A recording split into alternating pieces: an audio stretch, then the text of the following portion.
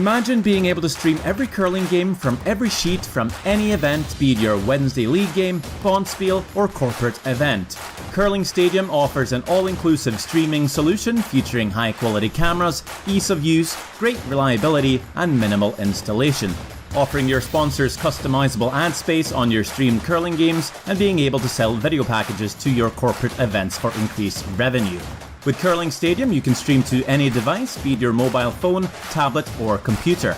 Push the feed to your desired platform, be it Facebook, YouTube, or any other social media. Curling Stadium is simply the way forward. Where it's commonplace in other sports to televise every game, we want to do the same. Curling is a global sport, and it's time it gets the coverage it needs. Make your curling club the next Curling Stadium. I don't remember a time when curling wasn't a part of my life. When I wasn't putting in the sweat and hard work to be the best that I can be. Clocking in the time, the effort to practice day in, day out. Curling is more than just a game. It's a family, a community. And when it's time to play, I know I'll be ready. Hardline, supporting hundreds of our next generation athletes.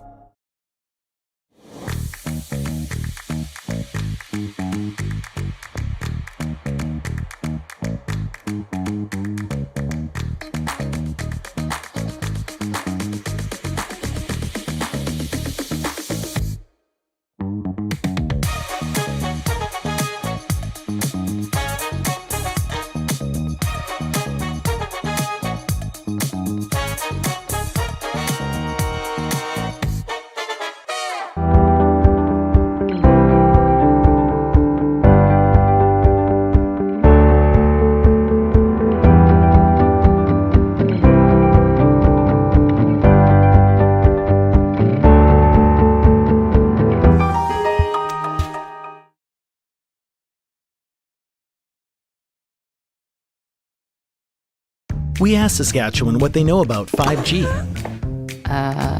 More speed, more innovation. It's going to make our lives a whole heck of a lot easier. This is what 5G looks like. Better, faster. Sounds like one more G. Sounds pretty good. I don't know what it means.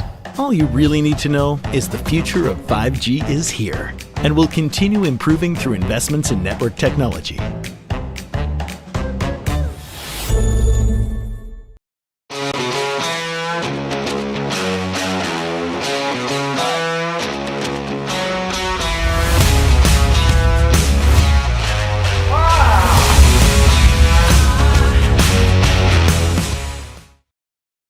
Hey Ben, what's the Aztec Safety online e-learning website again?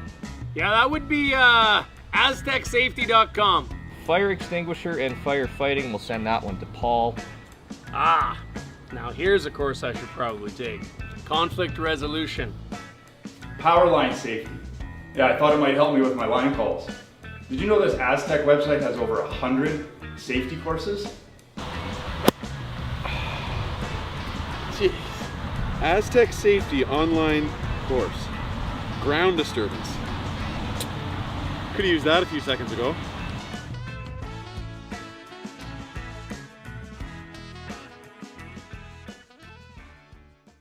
So with the impact to my business and income, will this delay my retirement? I know you're worried, Marshall, but based on the original plan we came up with, you're only about 6 months behind. I thought it would be years, not months. You should feel good. Remember, you've got a plan. Thanks. With change comes questions. See the impact of your money decisions before you make them with RBC Wealth Plan.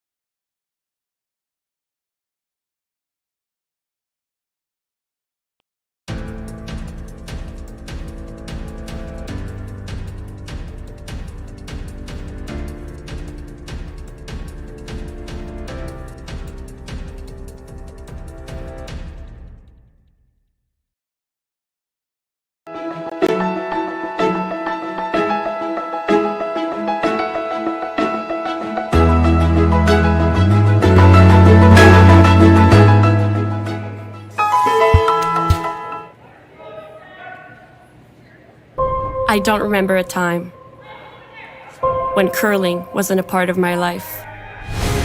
When I wasn't putting in the sweat and hard work to be the best that I can be. Clocking in the time, the effort to practice day in, day out. Curling is more than just a game. It's a family, a community. And when it's time to play, I know I'll be ready. Hardline, supporting hundreds of our next generation athletes.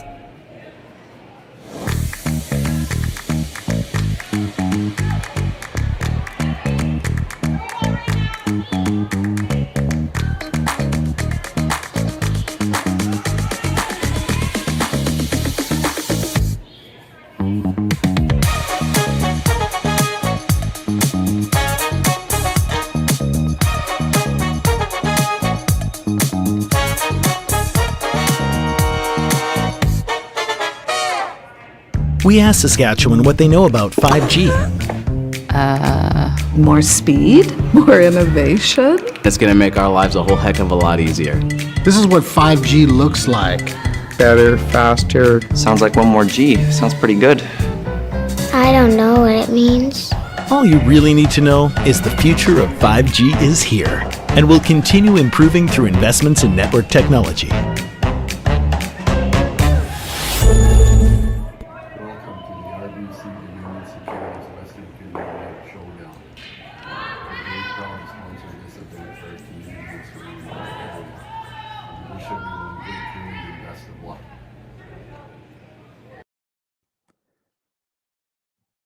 Hello and welcome to the RBC Dominion Securities Western Showdown here in Swift Current, Saskatchewan. First draw, day one here in Swift Current. My name is Marty Thompson. I'll be calling play-by-play commentary for today's game between Team Chelsea Carey and Team Danielle Inglis. And you see the first end is already underway. Lots of rocks in play here in this first end here in Swift Current.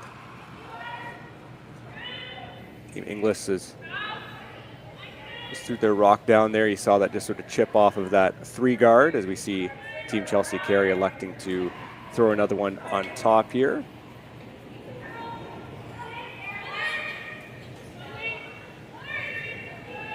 This is a triple knockout format here in Swift Current. Again, first round, first games here in Saskatchewan Curling Stadium. Will have games all weekend long. Lots of great games out of this spiel. Historically, there have been. See, Team Carey is throwing the yellow stones. Team Inglis is throwing the red. Saw a little bit in team practice there. I know some people were watching, tuning in a little early on, just both teams trying to figure out the curl. This one certainly floated on them, but it also hooked in pretty nicely underneath. You see now Danielle Inglis with some options at least to hit. Anyways, earlier on in the game, you saw the teams struggling with just getting that draw right to the center line. It seemed like they were getting fooled a little bit with the curl. Rocks were almost coming up right to the corner of the button. So we'll see how that progresses as these teams, again, this is their first game on this sheet. It is an extensive practice they have at the start, but nice little double here for Team Inglis. See, moving lots of rocks there. Was Lisa Daly with that one. Certainly a better shape here for the yellow stones, but should be a standard hit here for Team Carey. So we have their third, Carly Burgess, getting set. As mentioned, they'll be certainly feeling out the ice and hits down the center line.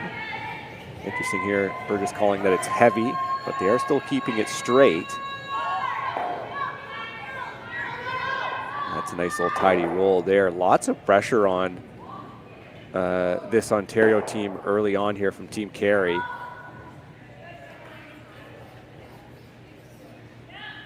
Welcome everybody tuning in here. As mentioned, there'll be games throughout the weekend.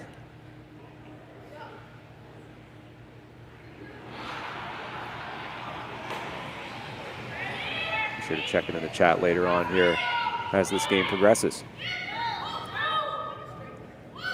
Looks like first stones here from Kira Brunton at third.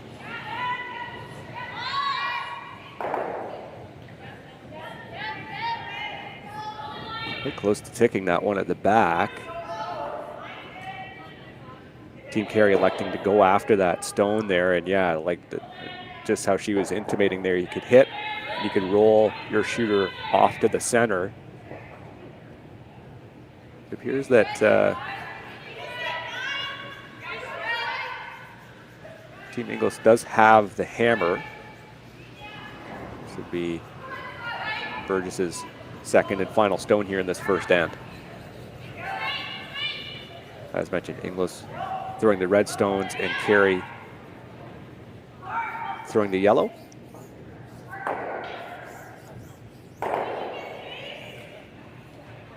And again, some good spacing here from Team Carey. Inglis electing to throw the come around.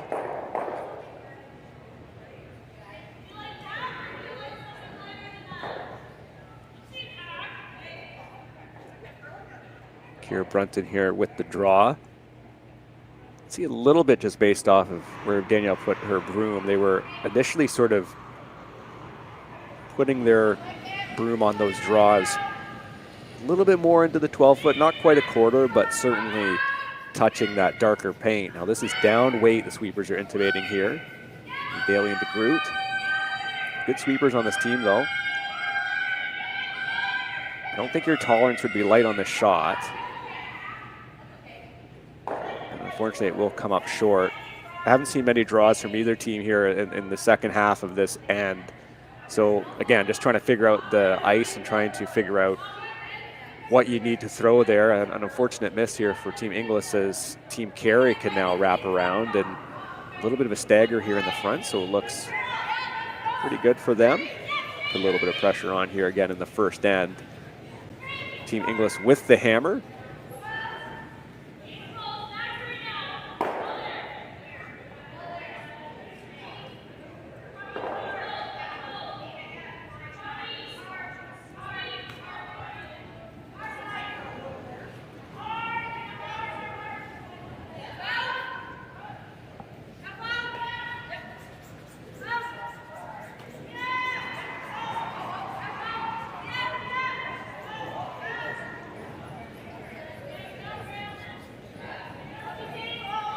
Chelsea Carey.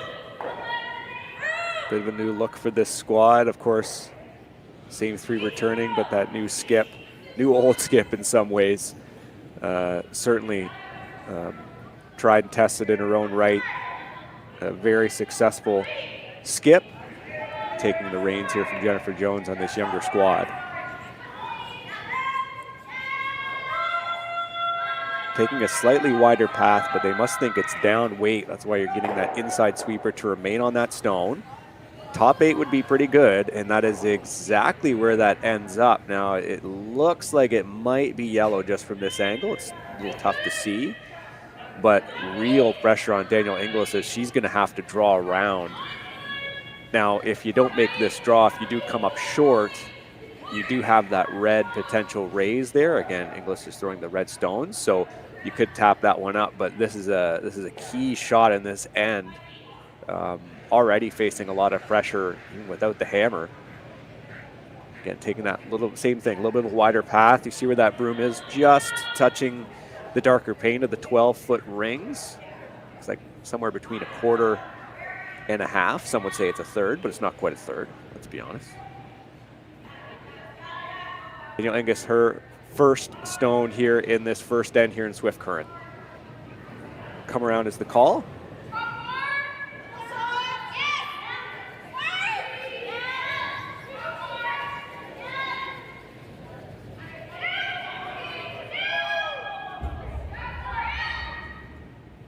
Electing to keep this rock wide. There's the carve, a little late. But we're seeing some good movement on those in practice. It will be just a little up weight. So we get a good view here from the top of the house. Yellow sitting, apologies, yellow was sitting 3. Now it looks like they're just sitting the 1. Now does Carey go after it? I think that's what they're discussing here. It looks like she will. So just judging with that weight, not a ton of speed required on this takeout, heavy draw, whatever you want to call it. Just to bump that Red Rock back. Sit 4. You would almost want to roll out as well, just to make Danielle have a more difficult. Like, yeah, they're saying a little bit more weight and call it a little bit tighter. I think that's the call, just to ensure that you have your shooter roll out and that you make that draw difficult. Carey likely just seeing from that hack that, oh boy, we can't actually see a lot of that rock at the back 8. So final stone here for Team Carey in this first end. Make this right, you're sitting 3. Capping off a pretty good first end here without the hammer. Just making sure to keep this rock a little bit wider.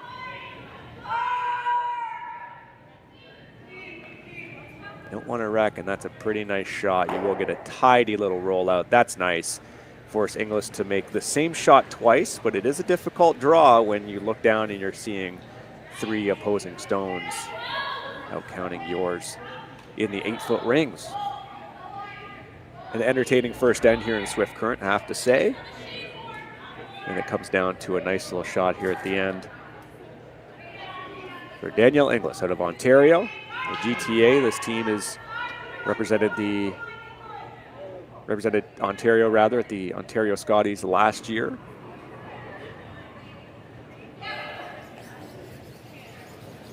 Final stone here in the first.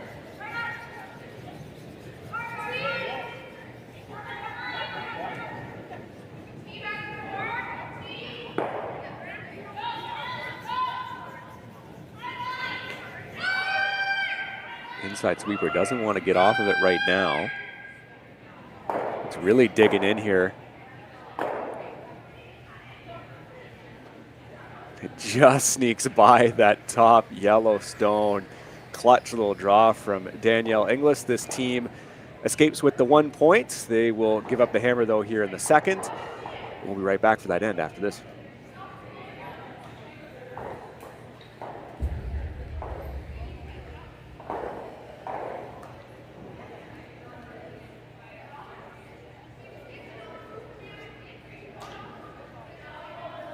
So with the impact to my business and income, will this delay my retirement? I know you're worried, Marshall, but based on the original plan we came up with, you're only about 6 months behind. I thought it would be years, not months. You should feel good. Remember, you've got a plan. Thanks. With change comes questions. See the impact of your money decisions before you make them with RBC Wealth Plan.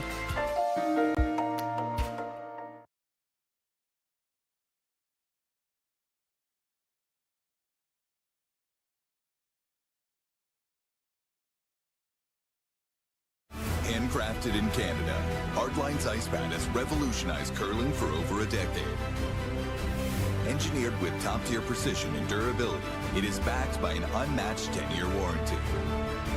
Designed for curlers at all levels to sweep effortlessly with maximum efficiency, it is trusted by the world's best curlers, including Olympic and world champions. It is quite simply the best brew in the game. Hardline.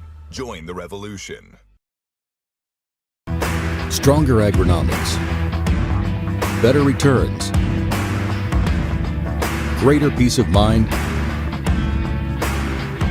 from pre-seed to post-harvest. You can count on the Victory Canola program to keep you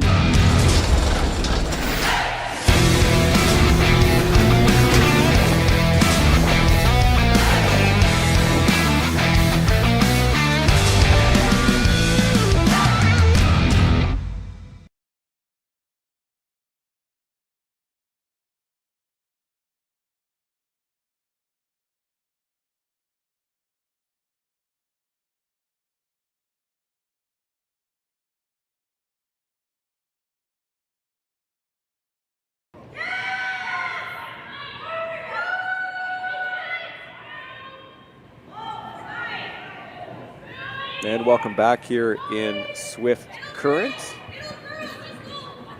Second end saw Team Danielle Inglis throwing the Red Rocks here scoring the one. A little bit of pressure here in the first end. And the first stones here from Cassandra de Groot, originally out of Collingwood Curling Club. Looked like the hit was the call. Good look to see how much you can carve these stones, but this was maybe just a smidge too much weight to be carvable. So Team Chelsea Carey with the hammer here after quite an effective first end, exactly where they want to be. Lauren Lennentine throwing first stones for this squad out of Manitoba. Lennentine originally of the Atlantic provinces, PEI, I believe, to be specific.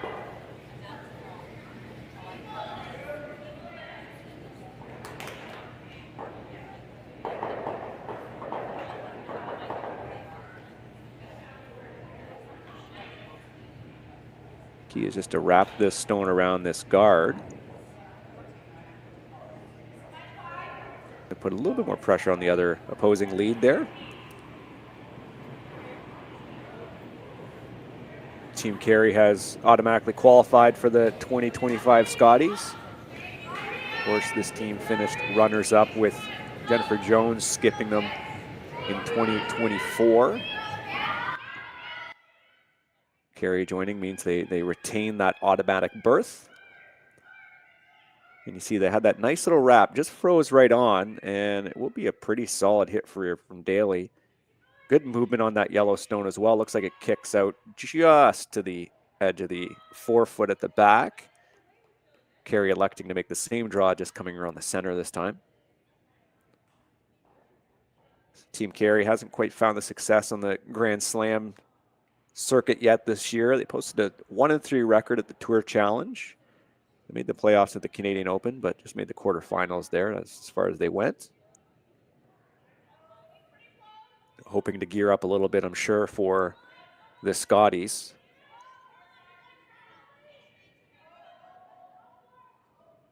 Skipping a bit of the gauntlet that can be the Manitoba qualification process through their many competitive teams, both on the men's and women's sides. See, Emily Zacharias' draw there really over curled. It wasn't maybe a ton of rotation, but you see just where that rock ended up. It's really just dove, especially past that first advertisement there closest to the house.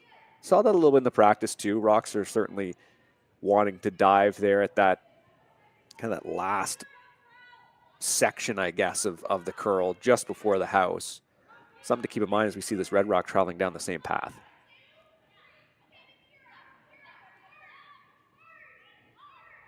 They were expecting the curl, but maybe just didn't have the same weight to it.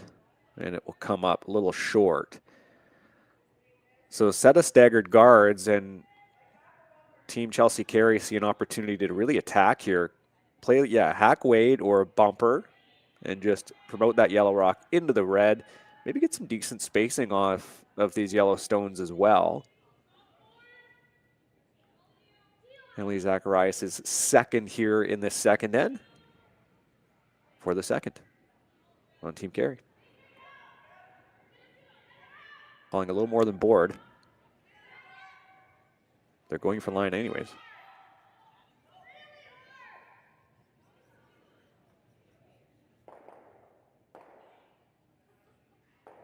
And they make the shot well enough.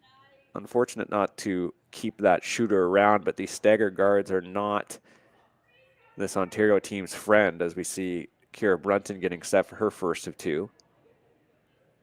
She's going to have to make the draw around.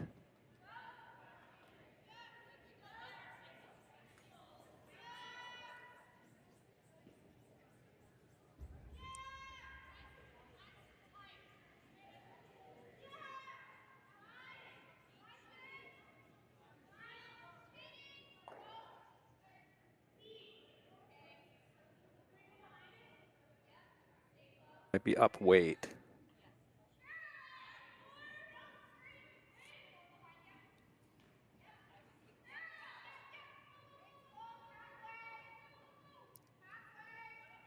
Only just. Now that's not the worst spot for that red stone. They can make it that way, but at least you're forcing Team Carey to make a shot here. Tolerance would have been light to a certain extent for Kira Brunton there. You know, you obviously don't want another 3-guard, but at least there'd be something higher to still use. But at the end, not the worst miss here for this team, even though you're really just a stone behind where you wanted to be. Carly Burgess is first here. Playing something really soft, ensuring that you keep the shooter. Now, they've seen this line many times at this point. Hers really took off a little earlier than some of the other stones we've seen. You want a sort of a big roll here, and they will get that. Nice little spacing here for that yellow rock as you saw it gear, the shooter gear in front of that other one. So it looks like they're going to try to remove them. Must be some separation on those stones for sure. Here Brunton can throw some pretty big weights, so make these go away and maybe have your shooter roll underneath.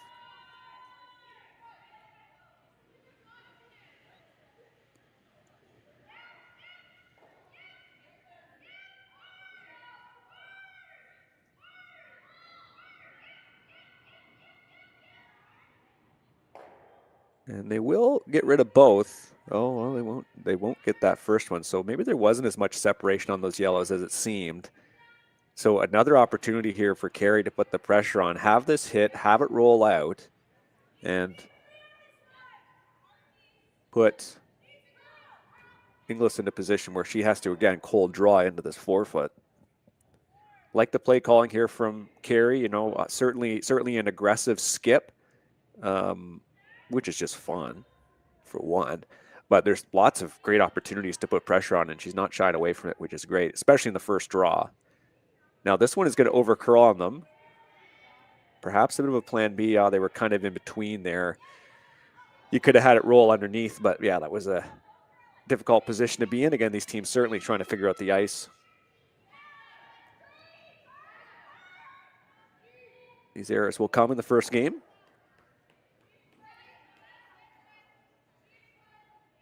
See Inglis there intimating a double as possible. It's hard to tell from this angle if they're perfectly flat or if we have a little bit of spacing on them. Again, you're not going crazy. Team Inglis is throwing the red stones. You see the scoreboard is incorrect for now, but they will be trying to go after Team Carey, which will be throwing the yellow stones.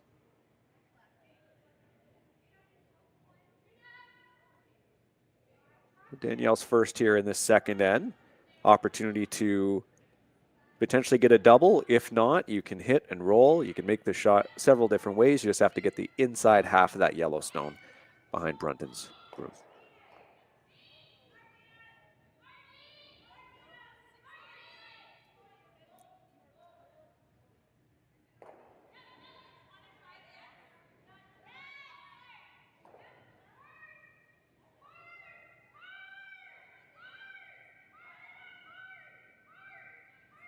And some decent movement. It's going to overcurl on them slightly. And they do jam that one at the back, nearly doubled that one.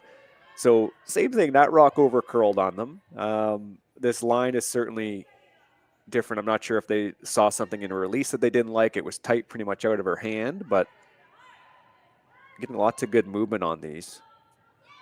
Team Carey with the chance to come around. And again, if you sink this one, boy, if you could ever put it top 4 or something, you could really start to put yourself in a pretty good position here early on in Swift Current.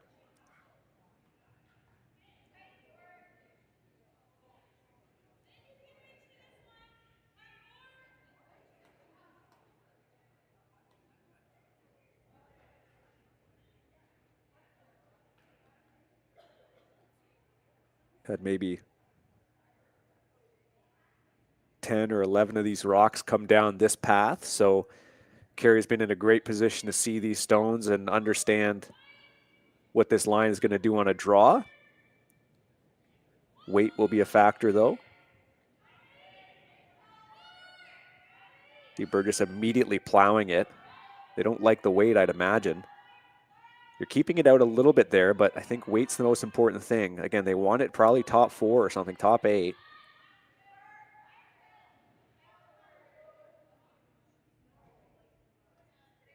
That's a pretty good outcome.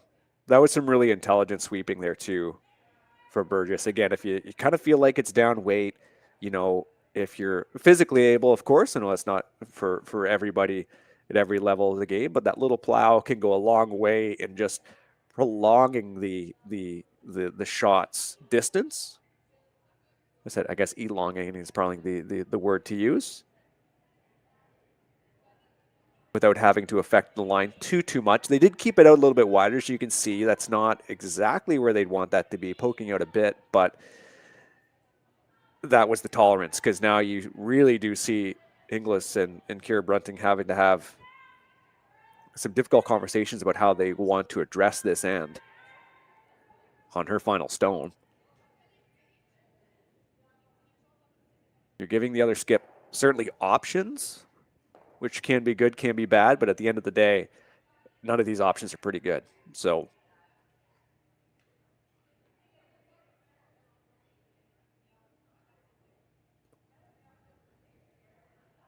Inglis, as you can see, intimating there that draw, trying to determine, you know, the corner freeze on either side of that yellow stone. I would imagine the yellow stone is pretty close to the tee line, likely just in front of it. So this would be to certainly limit Carey, shrink the scoring area.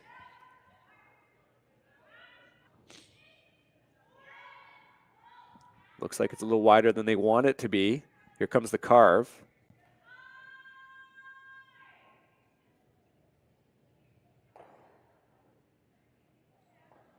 And that is just about as good as she could have made it. Fantastic clutch shot here from this Ontario skip. And Carey really not looking at two good options. You see Zacharias with the classic hum-ha. Depends how aggressive you really want to be at this stage. And thank you, Wendy, for the comment. We have updated the score here, as you can see, which is great. And this is the last stone, as the scoreboard is also telling me, which is great.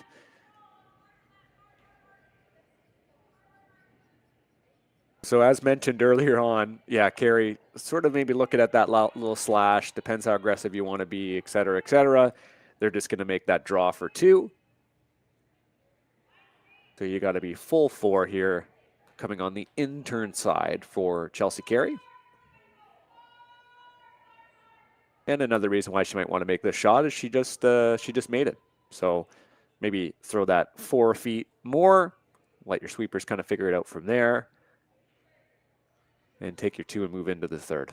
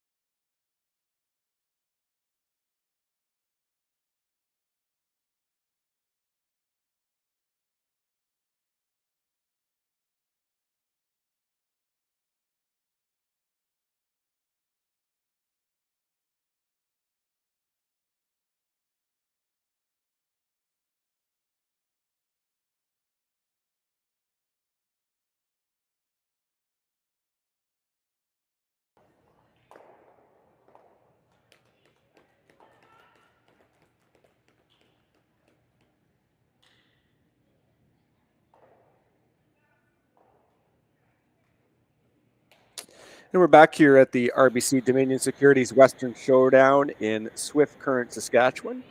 Apologies there for that issue. I think it maybe froze. The camera's on us here in Swift Current. But as you can see from the scoreboard up there on the board, Team Carey did score their 2, made the draw into the 4-foot to take the lead here going into the third end. And now we have, again, the score is 2-1, and now Team Danielle Inglis with the hammer. And electing to come around on those 2 guards down the middle for Chelsea Carey. Looking to sort of protect the key.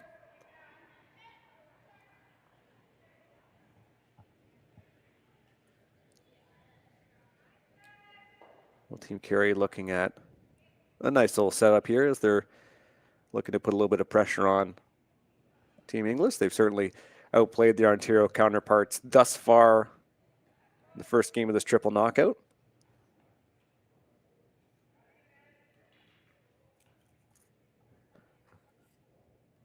And a little plow. It's certainly looking wider here. Here comes the carve.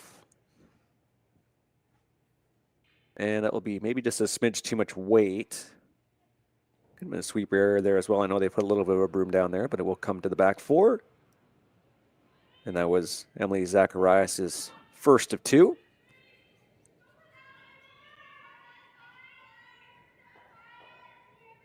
Kalisa Daly is now up here for Team Inglis.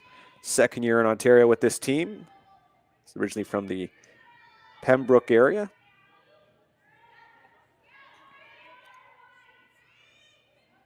Played for several different teams, regionally anyways, in this country.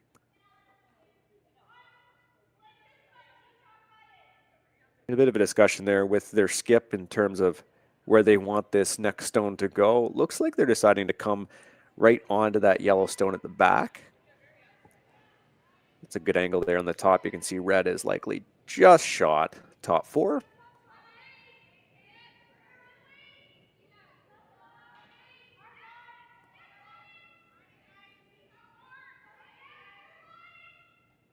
Looking for a good sweep just to sort of meld onto that yellow one. It's over curling on them though.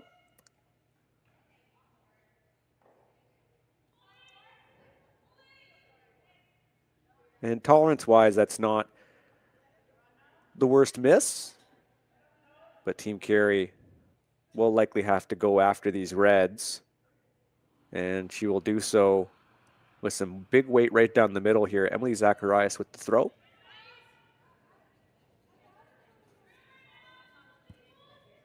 All 6 stones in the house for now, but likely not for long.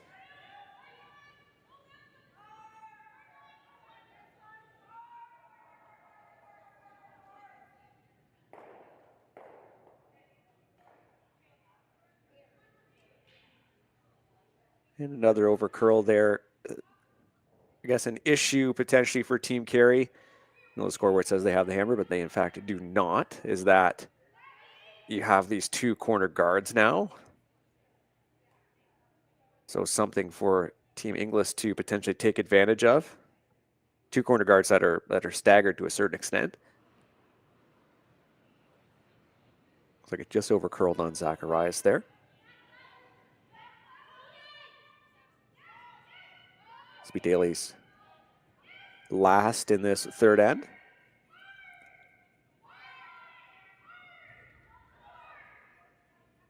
The call was, I believe, to just come right on top of the pile of the red. They will chip off this yellow, and where does it end up? Not too bad, not too bad. Now Carey will likely have this red and clear it all out. Yes, I believe there's enough space on those just to poke those away. Big weight here coming from Carly Burgess.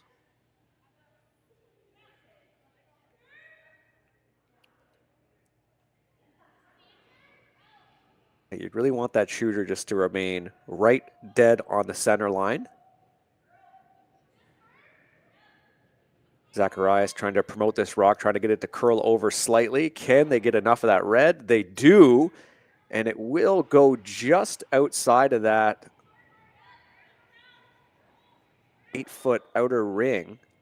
Hard to tell who's shot here right now, or second shot, I should say. Yellow is shot, obviously, the back four, but not a bad setup there for Team Chelsea Carey, thanks to that big weight from Burgess. Thanks, everybody, for tuning in here. Apologies for the technical issue we had in the end of the second end. Thank you, Diane, for your comment. Appreciate the support. Happy to be watching curling just like you are right now. So you don't have to thank me for anything. Kira Brunton's stone here, maybe also over curling and also hitting this yellow one. Now, where does this roll? Oh, interesting. It'll come right dead frozen to yellow. Or maybe not quite dead frozen, but close to it. Wow, there might be enough spacing for the double here. So Burgess with a chance to throw 2 big weight hits to really change the complexion of this end again. Team Inglis with the hammer.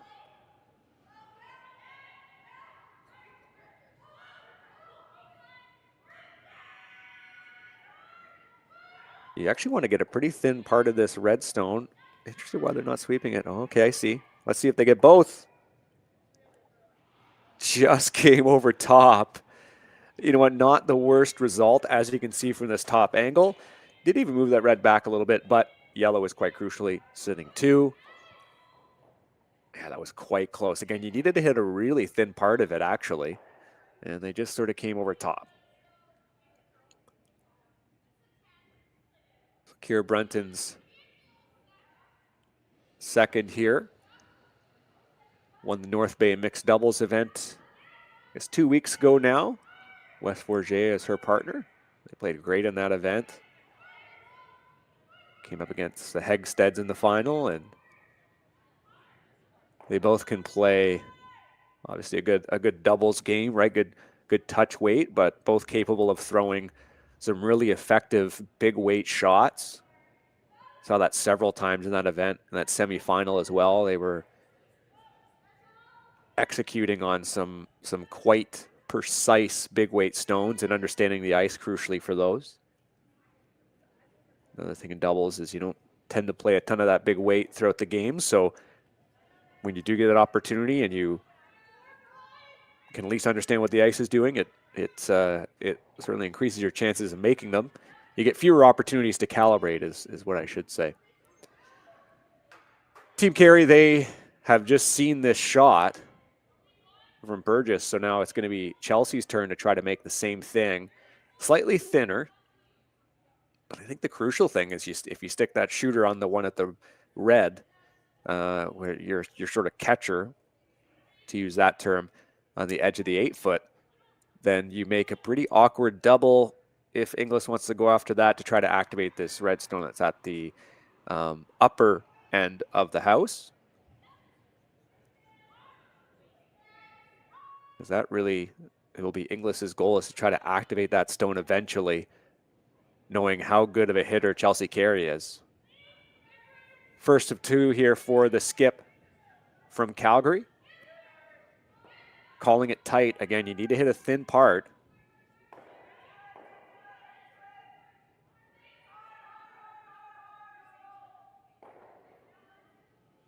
Now, unsure if that overcurled as much.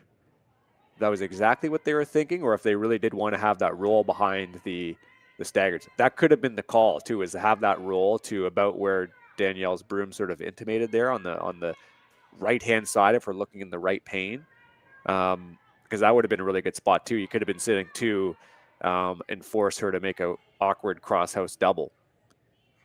Speaking of which, I think that's going to be the call here from Inglis in her first of 2, is hit that yellow stone and try to roll across the house. This is a great view to see it there, and try to roll into the opposite 8-foot. You'd be sitting 2 and you'd practically force Chelsea Carey to have to just hit that open red one at the back, and then you would take your 2 and at least take a lead here going into the 4th end.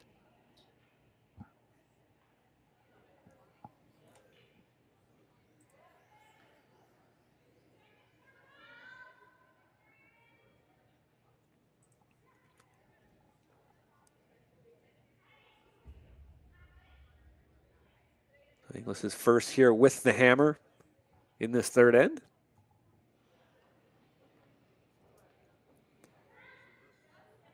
Nice hit on that yellow and a big roll across the house.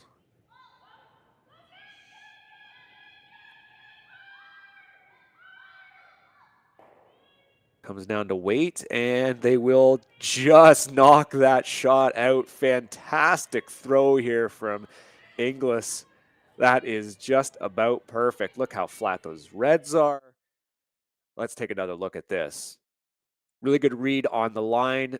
You know, the weight was tons of weight, as you can see, and just about perfect. Fantastic shots.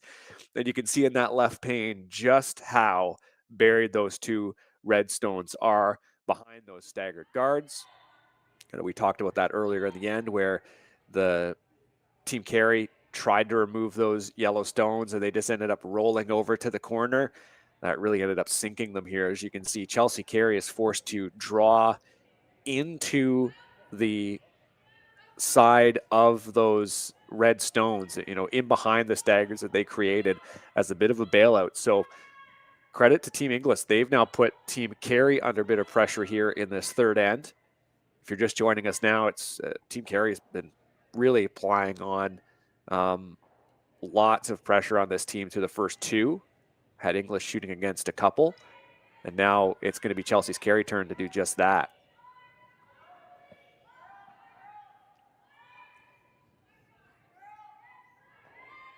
Curious if they think this is a little heavy.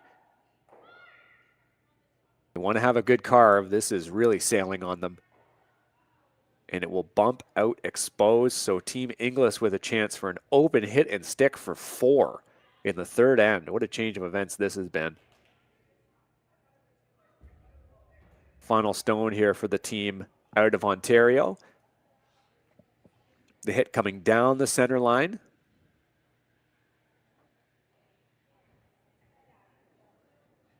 Yeah, it's fantastic first shot from the skipper to give herself this opportunity and to put the other team into a bit of a pickle, and she certainly deserves to have this shot for 4 here in this third end. And a fantastic first game here in Swift Current.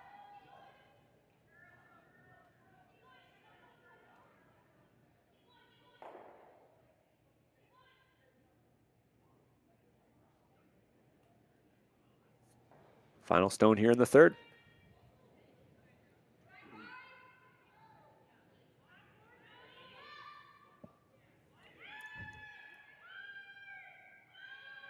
Feels like it's really grabbing on the center line. Want to keep it a little bit straight. You want to be able to keep the shooter, and she will do just that. 1, 2, 3, 4 for Danielle Inglis here in the third.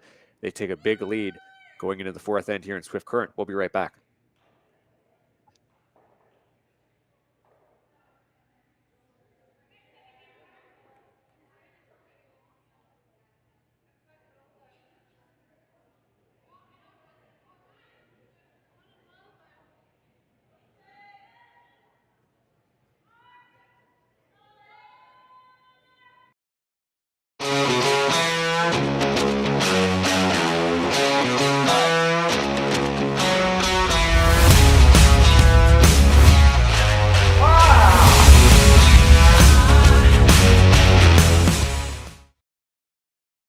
I don't remember a time when curling wasn't a part of my life. When I wasn't putting in the sweat and hard work to be the best that I can be. Clocking in the time, the effort to practice day in, day out. Curling is more than just a game. It's a family, a community. And when it's time to play, I know I'll be ready. Hardline, supporting hundreds of our next generation athletes. Saskatchewan, you know Sasktel because we're everywhere. Because being everywhere keeps us connected to you. With Sasktel sponsorships, we get to be part of your community. We're here with you, and we're here for you. It's easy to get started. All you need to do is apply. Sasktel cares. Always has, always will. To apply for sponsorship, visit sastel.com/sponsorships.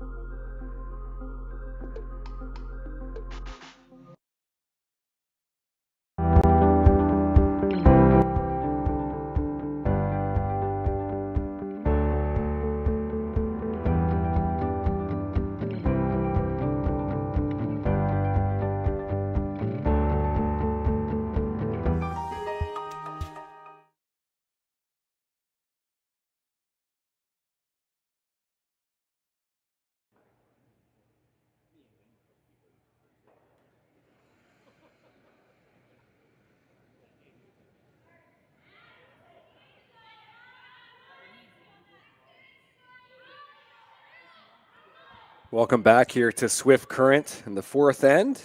Marty Thompson with the call here between Danielle Inglis and Chelsea Carey. And just shows you how slim the margins can be when you're playing on, new ice, new event.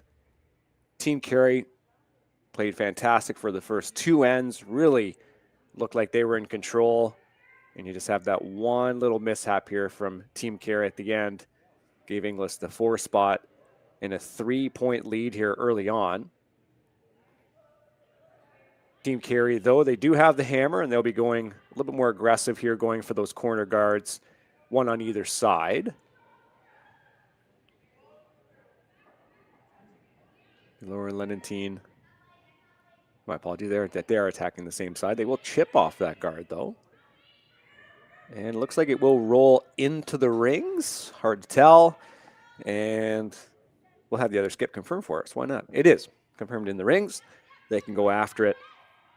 Good opportunity here for Team Inglis to control the front of the house. As mentioned earlier, they were Team Ontario in the last Scotties. 3-5 record, played quite well that week. With Team Homan to be missing the Ontario Provincials again this year because they're Team Canada. This team will be ramping up for those Ontario Scotties. Rock will overcurl on them, and it will narrowly avoid that rock in the top 4, but it does provide Team Carey with the draw in behind.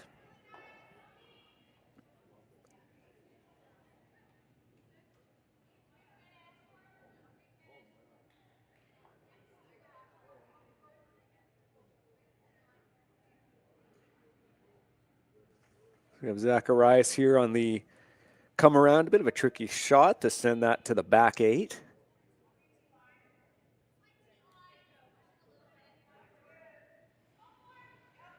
Really want to set up the hits here for Carly Burgess, who's been throwing them well.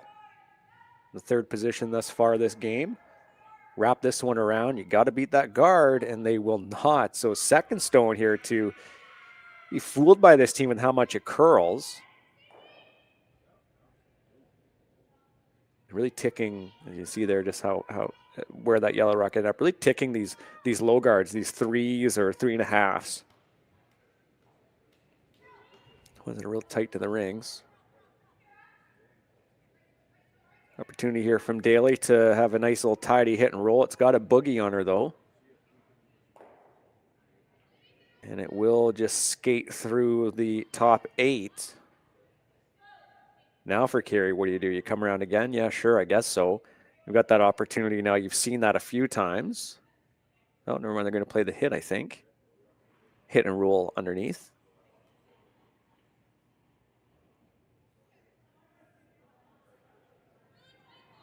Give Zacharias something else to throw.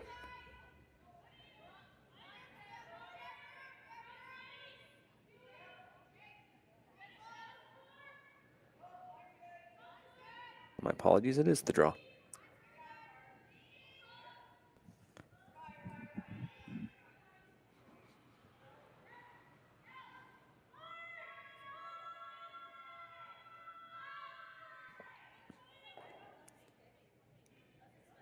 That's a decent finish there from Lenentine at the end, just to carve it over, just to get a few more inches buried. You can see it, but it is ugly considering you really have to hit it precise. You don't want to have that hit and roll all the way. You don't have a lot of room to hit and roll, I should say, considering it's below the tee line.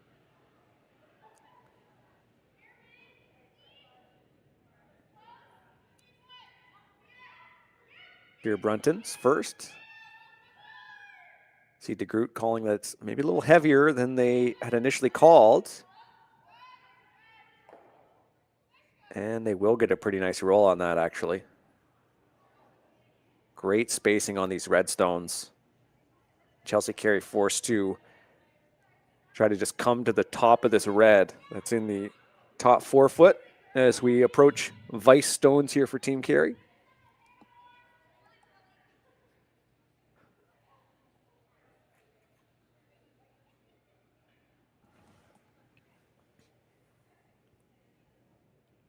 Carly Burgess.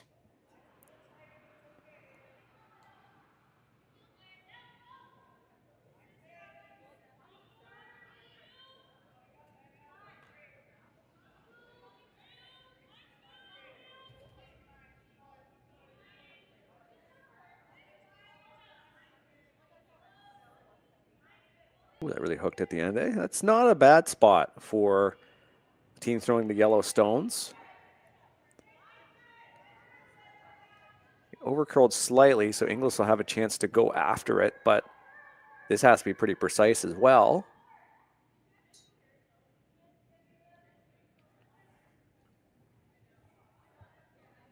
Carey forced to be very aggressive here in this fourth end, considering they're looking at that 3.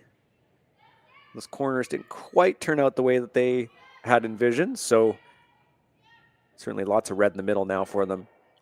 Lovely little hit here from Kiera Brunton. Gets rid of 2 of her own, but in a great spot here with Chelsea Carey instructing her vice to come around again on that side. Okay, they're going to come down to that one. I was going to say, if you came around that red stone, that's that kind of corner guard position, you could get it buried and you could be shot. Both are valid. Depends which one you can make, considering it has to be pretty precise, but the option was there to come around for sure.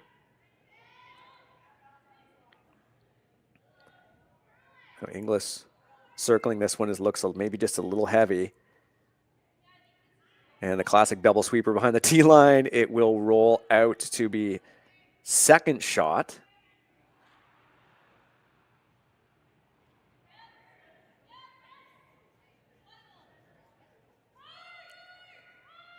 That's some smart play calling there from Inglis to just say, hey, we don't have to really worry about this yellow one. We could just come in and sit top 4 or tee line buried and have all 3 red stones in a line. That's pretty good, right?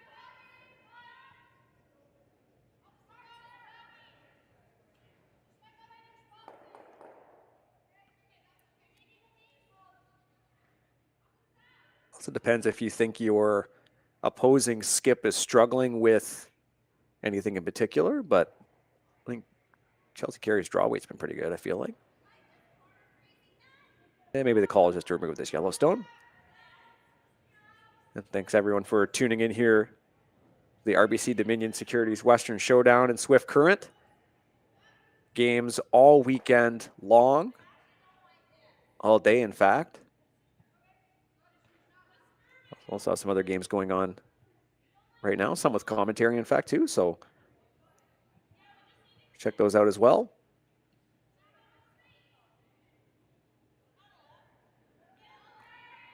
One of the final big spiels here before the Christmas break, and then we're right into a slam and the provincials and provincial qualifying here for the women, and the last big spiels here of the year. Big sweep here from Cassandra. Can you keep this straight? Yes, you can. And then we'll have a nice little roll out. So not a bad little spot for this team, as they will at least put Carey into a position where she has to make a pretty nice draw. Apologies, I believe that was Khalees who had that sweep there, but a fantastic one nonetheless.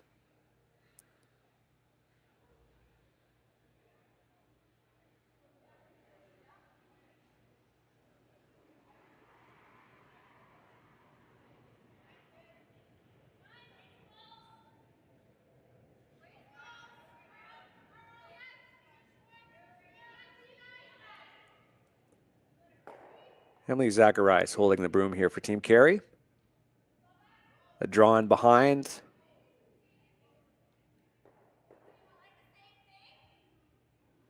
We want it nice and tucked underneath that red, and potential jam opportunity on the back red as well. This Carey still seeking a 2 spot here in the 4th.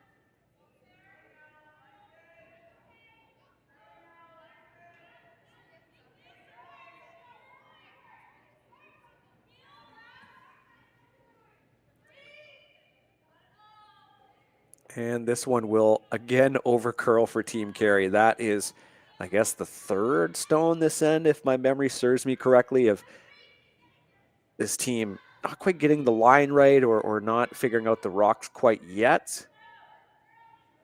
At the start of the end, it really put them in a position where they couldn't quite attack the way they wanted to. And now in this position, it's going to put Team Carey in a difficult position if Team Inglis can just make this hit. Makes the draw pretty ugly.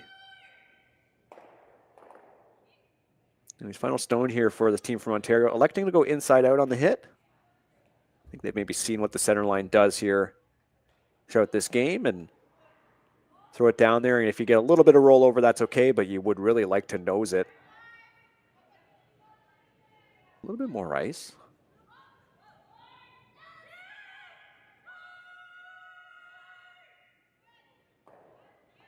Final stone here for this team from Ontario in the fourth. And maybe just brought it across her body just a little bit when she let go. But this should be pretty nice for a nose hit. Excellent. Great spot. So Team Chelsea Carey sees the draw through that port.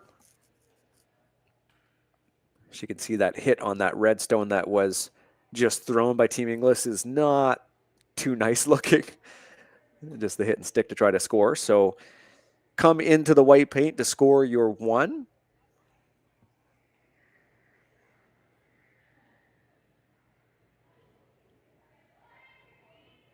As mentioned, Team Carey don't want a rock to over curl here. That's the tolerance is certainly to be a little bit wider, and you've got lots of that 8 foot in order to score your one. So make sure you're out there. Again, this has been a game of skips really shooting against some pressure situations. Now Carey shooting against 3.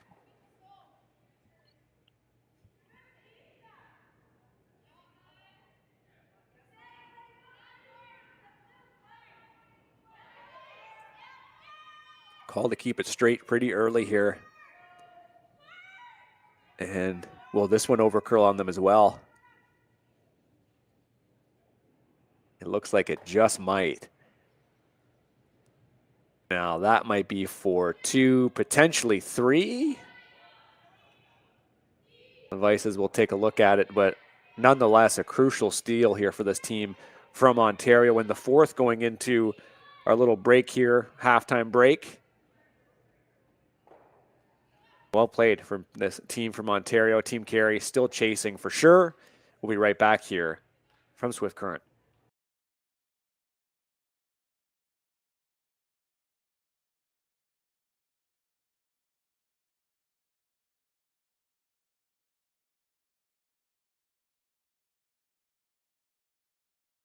Hey Ben, what's the Aztec Safety online e-learning website again? Yeah, that would be aztecsafety.com. Fire extinguisher and firefighting, we'll send that one to Paul. Ah, now here's a course I should probably take. Conflict resolution. Power line safety. Yeah, I thought it might help me with my line calls. Did you know this Aztec website has over 100 safety courses? Jeez. Aztec Safety online course. Ground disturbance. Could have used that a few seconds ago.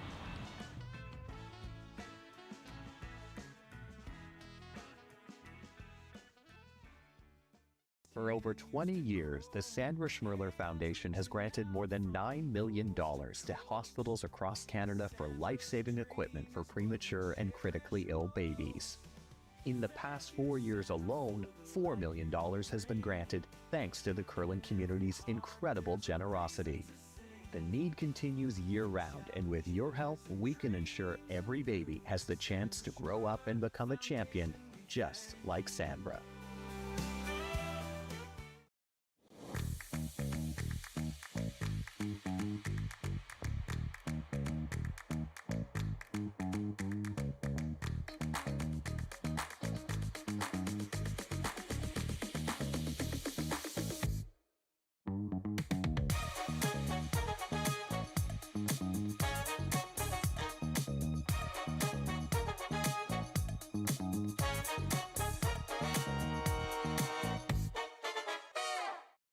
We asked Saskatchewan what they know about 5G. More speed, more innovation. It's gonna make our lives a whole heck of a lot easier. This is what 5G looks like. Better, faster. Sounds like one more G. Sounds pretty good. I don't know what it means. All you really need to know is the future of 5G is here and will continue improving through investments in network technology.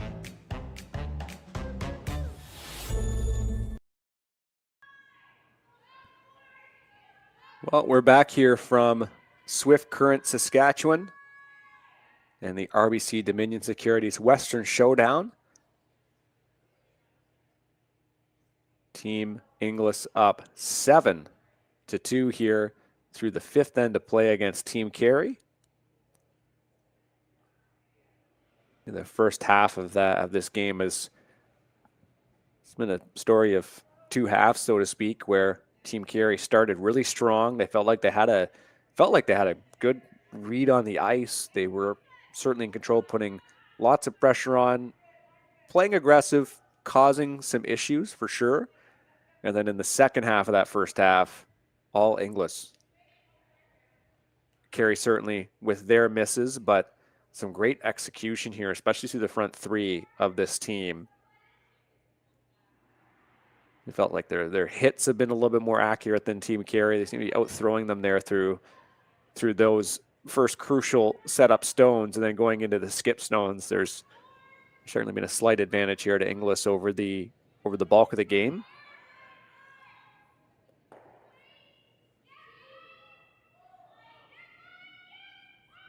We love to see lots of rocks in play and lots of interesting ends shaping up here so far.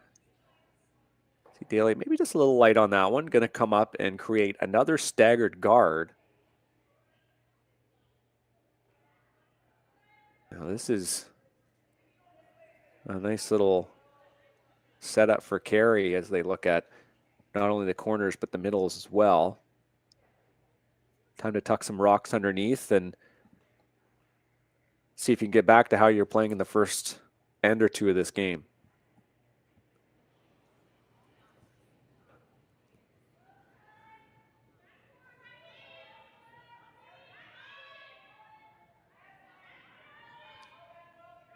Emily Zacharias throwing it to her two teammates in Lauren Lenantine and Carly Burgess.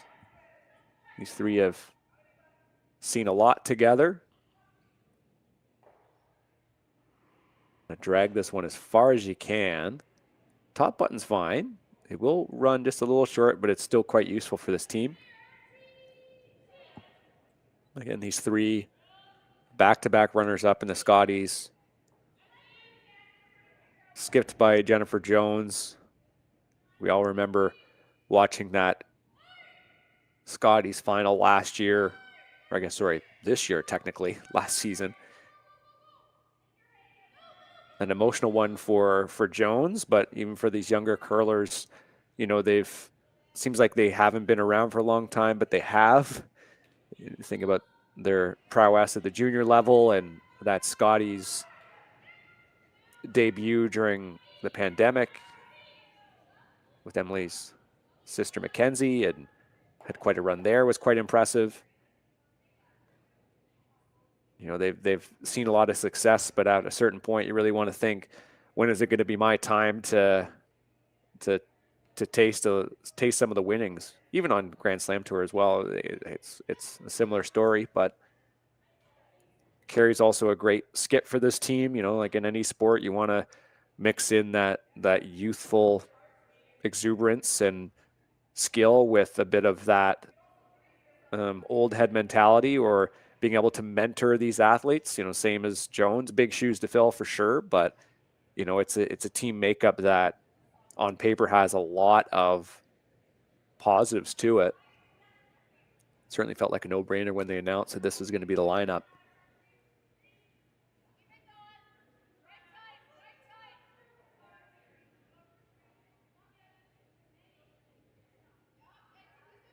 You know, you can't really say too much more about the first three throwers on this team, Team Carey. I mean, it's been quite consistent at the Scotties level, of course. Making finals is difficult. certainly difficult. And you can tell they've really grown into these positions that they occupy, even from that first Scotties, but certainly been around the block now and really think their time will be coming. Pretty crucial carve here. Now they got it going. You want to just tap this yellow rock back, and that's really nice. Really nice setup here. Might not be shot, but it's close. I'd like to see that kind of shot making too here from Carey, is just leaving those guards, tap up some stuff.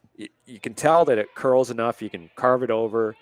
You know, you can start to play with a little bit of fire anyways around some of these rocks. And quite crucially, make the other skip have a think. Now, maybe the right call is to rip these. Yeah, where does that end up is right.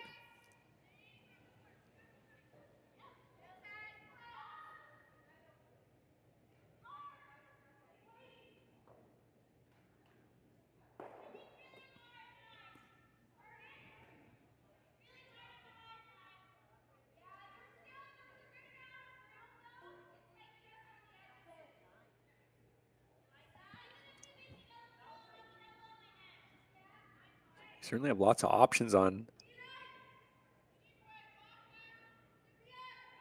for Team Inglis, but the run is the call, knowing it's Kira Brunton throwing it. Certainly some big weight. This is a great sweep here from DeGroot, getting it moving. And we'll just skim that. So maybe something in the release, considering it was that much weight. Certainly not the outcome they were looking for.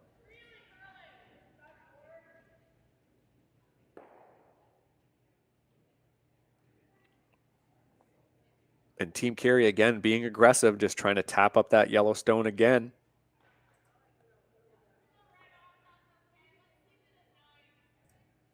Could sit 4.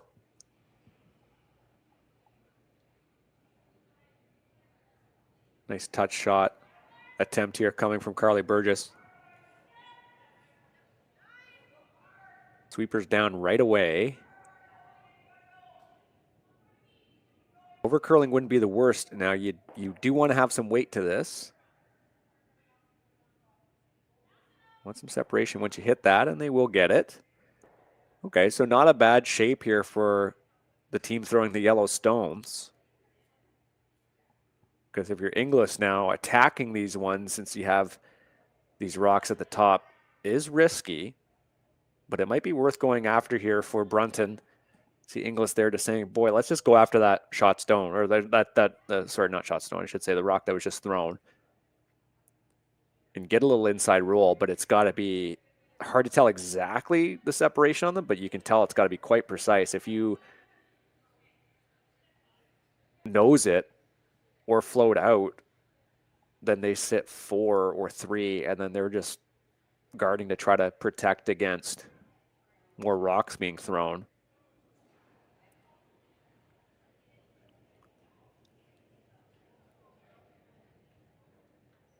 Yeah, Brunton doing the smart thing, just coming down and taking a look at the angles. It looks like maybe from the house that you could try to even pick that yellow one side. I don't know if they're seeing those kind of hits as other possibilities.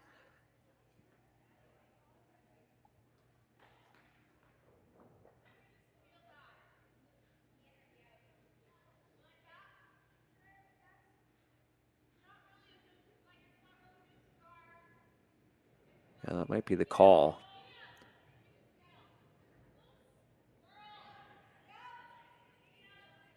You can miss this shot, of course, but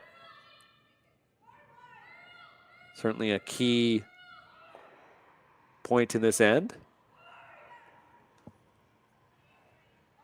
Carey with a decent shape in the 4-foot. Kira Brunton with a chance to try to make some movement. They're going to play the in off.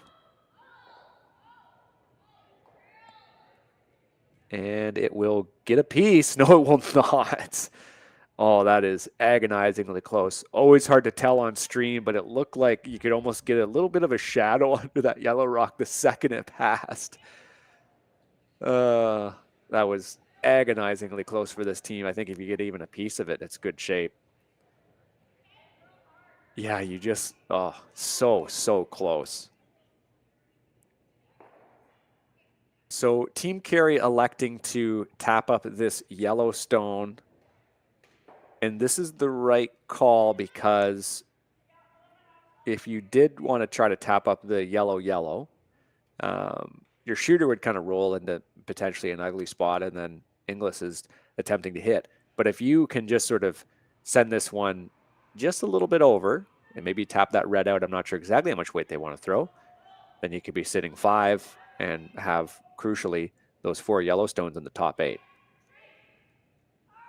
They're waiting for it to cut. It just cut there now. This looks pretty nice. And they've got it to sit 4, so not a bad shape. So Danielle Inglis is now taking a look and seeing, boy, which 2 or 3 stones actually make sense to remove. For us to attempt, at least, to remove.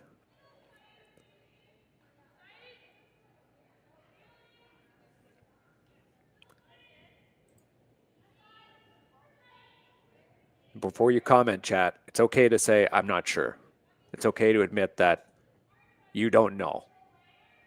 Because nothing looks quite good. This, however, could at least get the most rocks moving. Just nosing, or in, yeah, a little bit inside for sure. See if you can't double. Those rocks are in the 4-foot. Keeping your shooter up high would be nice too. Not losing it. You might have something on your last.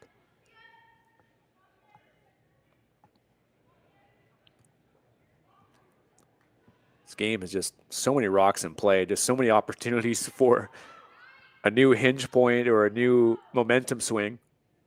First stone here from Inglis now. Floating on them a little bit. No, it's going to come in. It's going to come in. And they stuff it. And unfortunately, that was the most likely scenario out of that. Now, for Team Carey, you're still in a position where you're trying to protect these 3.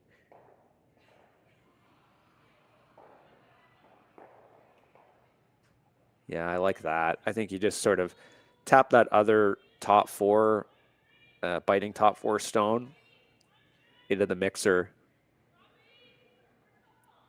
Or you just hit and roll that way and then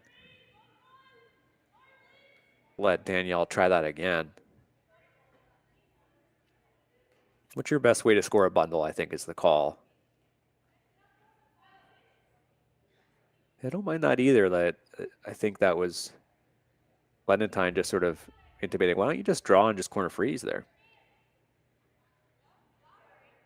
There's way, yeah, and then if you throw it too heavy, you could do what Burgess is intimating there, which, you know, you could just tap it up. So there's a couple ways you could still miss the shot and still get the desired outcome.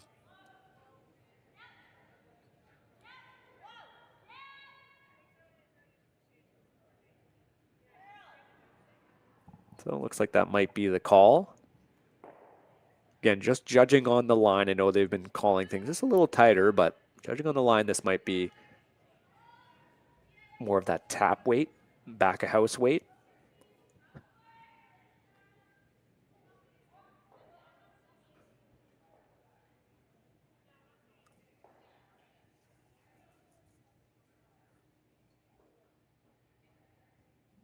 Does everybody at home like this shot? I haven't seen too much action in the chat. Feel free to chime in. Curling wasn't arguing about what the right shot is. It'd be nothing. That's the whole dang thing. First of 2 here for Chelsea Carey. Playing on top of her own yellows there in the top 4. I actually think this one's wide, which is good. Tolerance should be wide. Oh, it's coming in really nice. It's Got to keep on it, and it's just going to skim underneath now. Hard to tell, obviously, on stream, but that is not the first stone of Chelsea Carey's that is over-curled in this game. Something to keep in mind. I know it's not maybe she doesn't throw as much rotation as some of these younger players, if memory serves. But just something to keep in mind is that they're really getting kind of fooled with that, I think. Because you see now, as much as it is kind of ugly for Team Inglis, there might be some angle in which you can get rid of 2. Don't ask me how, but I think it's possible.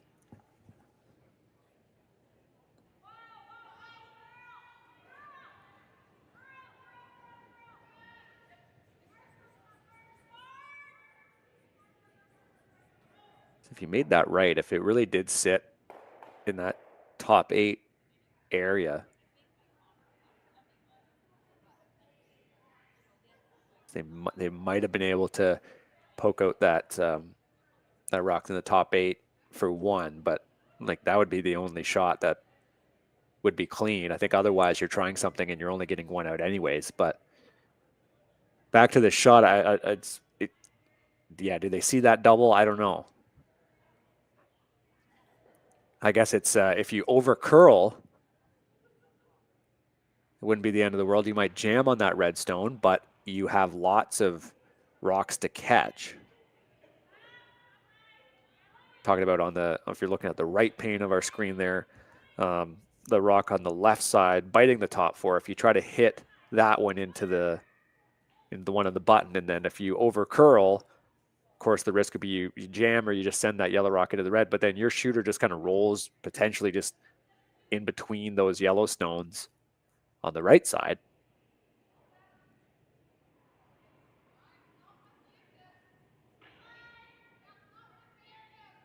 Or you smash this bundle that's on the other side of the house and see if you can't spill them. It's maybe possible that you could maybe get 3 of them. I don't know. Something like that. You get a lot of them.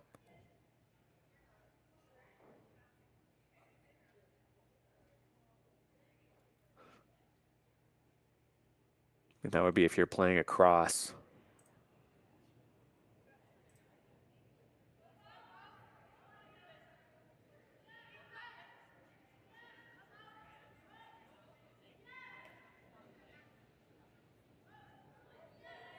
So yeah, does this do something?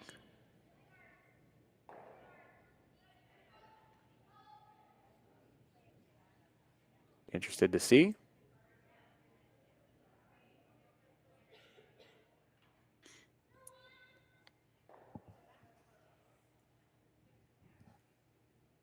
Yeah, I think they're eyeing that up.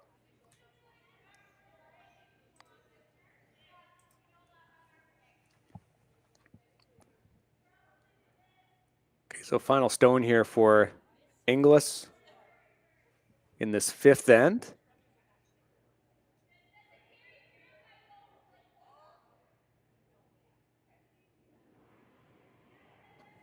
Judging by the ice, it might just be kind of that draw in to try to limit the scoring area. If you manage to get a red rock in between any of those yellows in that top 4, top 8 range in that little funnel, then you can certainly shrink the scoring area. Carey will most likely not have a great way to remove it. It might not be worth it either. Final stone here for the team from Ontario. Seems like they like it. They got a curl though. How much will this move? You do get a little chisel, but it will be enough to sit 3rd. So perhaps that's a pretty good outcome. Forces Carey to a draw on this side to just touch the 4 for 4 points. So pretty solid outcome. Again, if Inglis wasn't feeling those angles, which, you know, there really weren't any angles that felt natural, then this works for sure. Carey still has to make this draw to that 4 foot that you can see just beside Emily Zacharias as she looks at it herself.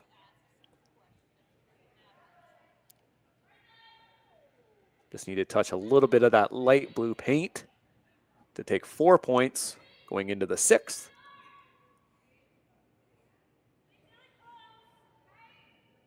And they won't have the hammer in the even ends, but at this point, taking a 4 spot is pretty good. Final stone here in the 5th.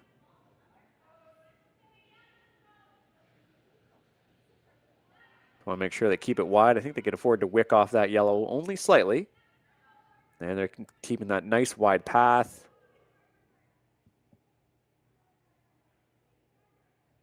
See what the weight's like. Can they bite it? I think they only just get it. Hard to tell exactly, but it wouldn't surprise me if that's a 4 spot for yellow. Yes, it is. So we will be right back here from Swift Current after a big end in the 5th.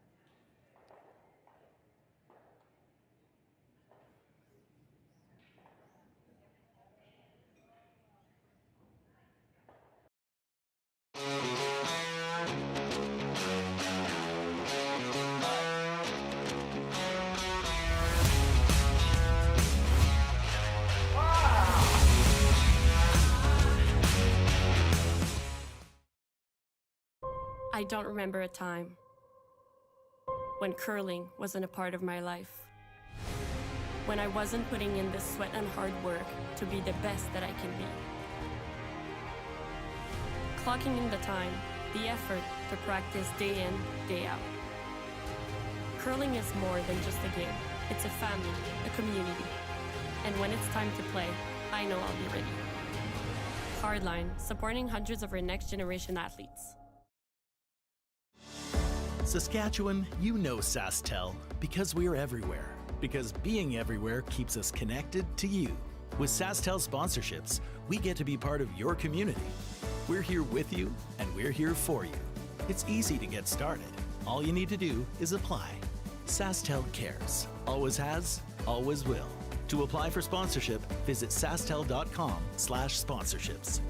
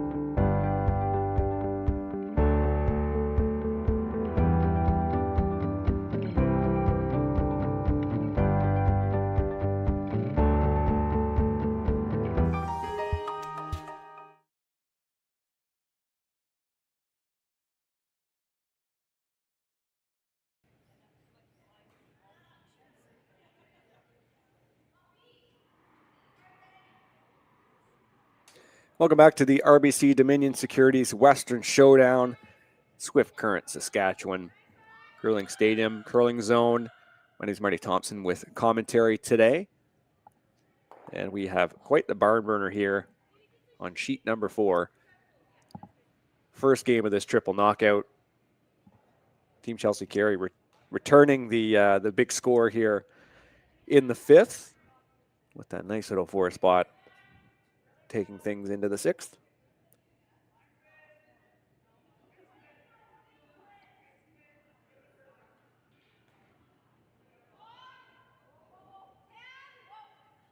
And Lenentine coming around her own guard, and nice little shape there for Carey throwing the yellow stones.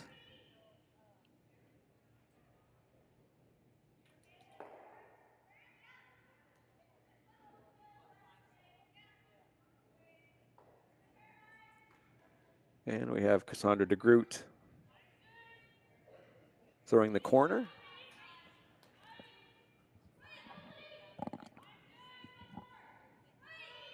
mentioned earlier to Groot, originally out of Collingwood. Team English really has like a pan-Ontario kind of feel to it, with English being based out of the GTA and the connections to Ottawa. I mean, they play out of the Ottawa Hunt and Golf Club. DLA's out of Pembroke. And even the coach, Kim Tuck, is out of the London area. Former national doubles champion herself.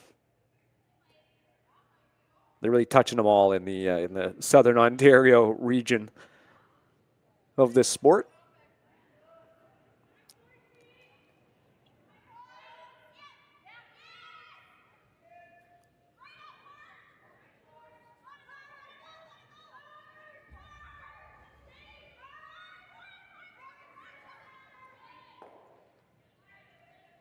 Meantime, Team Carey is retaining their position out of Manitoba. Carey will be considered the import. Of course, in their position, the Scotties, that's not necessarily applicable with the automatic qualification, but worth noting. Big weight here from Calissa Daly. Trying to just clear that guard out, and they will. Wasn't doing them too many favors with how Carey was surrounding that red stone that's in the top four.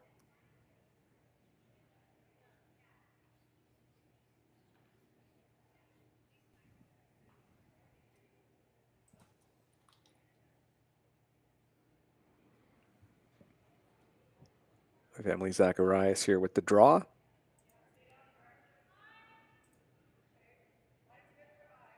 Or my apologies to the guard.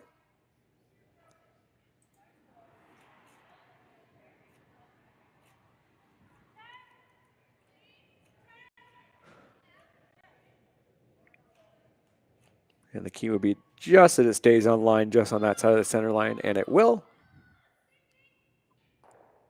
Great little spot for that stone.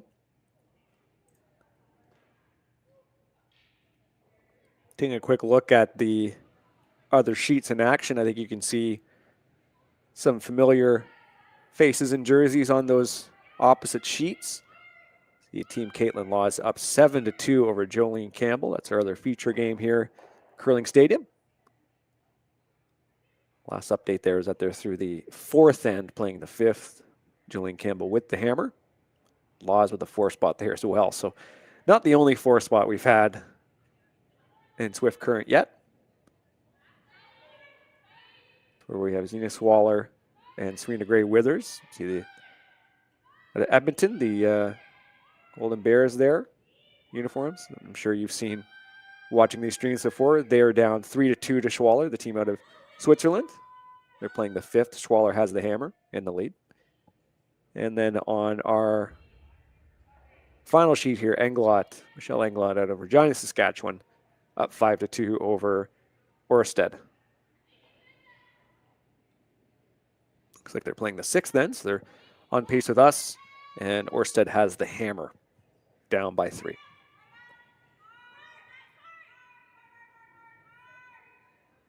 So Inglis really put into a position where you got to play with some amount of risk, considering you do have the hammer here.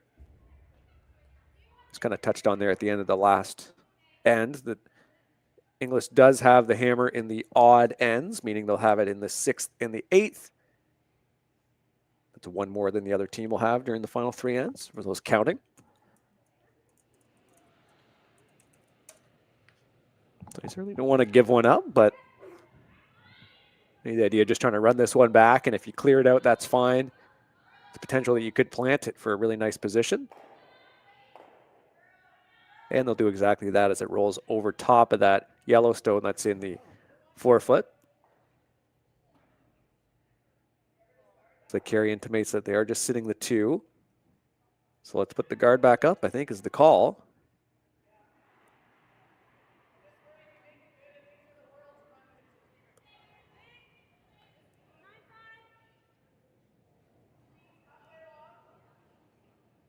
Yeah, you want to protect against that red, yellow. If Inglis, Team Inglis ever managed to make that, you could even have your shooter kind of roll to the center, and you could suddenly have a couple of stones that are down the center line and protected.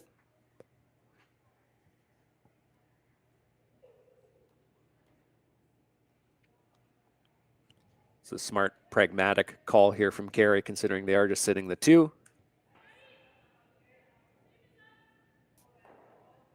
Without the hammer, you certainly want to protect that.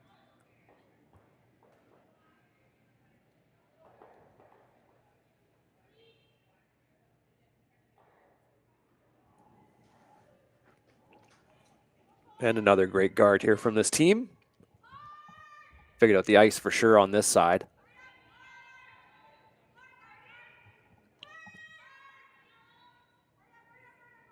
Would they ever try that double?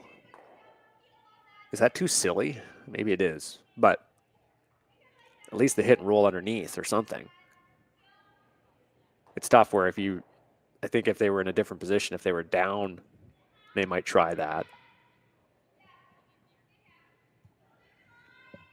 It's slender, but certainly have the trust in Kira Brunton's ability to hit that.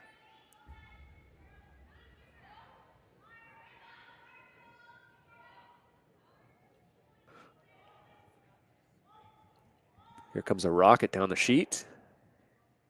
Where's this going to end up? And then we'll clear the guard and have a similar position where they are melded to that other yellow stone. So these reds are really well protected. Certainly puts Team Carey in a precarious position where, yeah, they have to go after them, I guess. Have to keep in mind that we also have that rock there that's in the rings to the outside 12.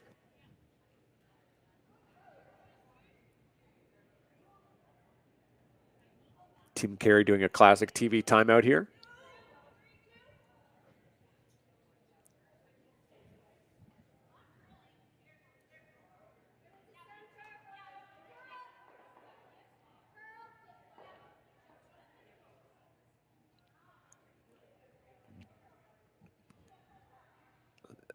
Doing that shot that Burgess is intimating to, that sort of hit and roll, is the trying to get 2 shots in 1 essentially, because I think Gary's maybe even intimating to guarding again, which is fine. You have to guard one of the 2 shots that Inglis can have, right? She could either try to do that double, remove that yellow rock that's a little bit higher, or she could just run that red into yellow. So either way, she's going to have something to remove your stones. So I think the methodology here is, why not try to ensure that we have another one of our stones in the rings? And if you hit this right, it could even be shot.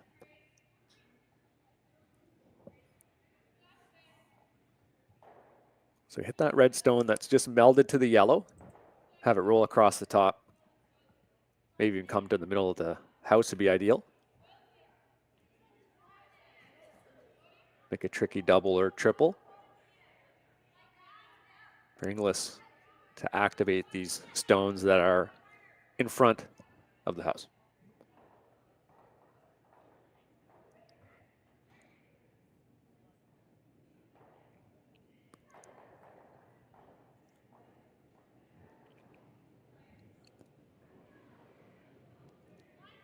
Playing it inside out. The natural way here for sure. I think they're intimating that this rock is up. It's got to move then. Don't like that expression on Carey's face. Will they get a big piece of it? They will. And why not that? And most importantly, got that other stone there at the back. So at least move them around a little bit. That's pretty good. I think it was maybe not what they were expecting, but nice little result. Now, it does give Inglis a bit of a hit or something. I think they maybe see this. Now, you know, it would probably cross Carey's mind that maybe not the most comfortable hitter based off of the last end. I don't know, that was more of a tactical decision, but I think they do have something to at least be sitting 2, 3, and 4. So I'll take that at this point.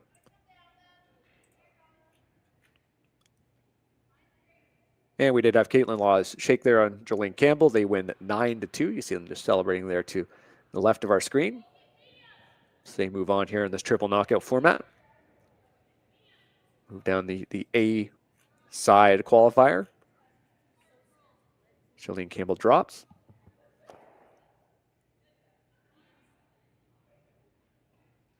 Big shot here in this 6th end. Danielle Inglis up one with the hammer. Chance to move some yellow granite. Looks pretty close to what they're looking for. A real thin part of it. And they get them all to go. Fantastic shot from Danielle Inglis. She has been nothing short of brilliant today. Another fantastic shot. Such a tidy triple. Never in doubt coming down. I know that had that little carve on it, but that is a fantastic shot. And puts Carey in quite a bind here. Drawing to the back 4 for sure. Makes sense. But wow, what a fantastic game this has been from this team from Ontario. Certainly a little shaky to start, but they've really come into their own here in Saskatchewan.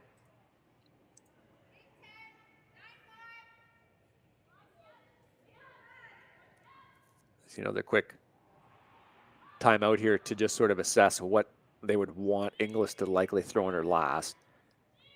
Or do you try to double these out?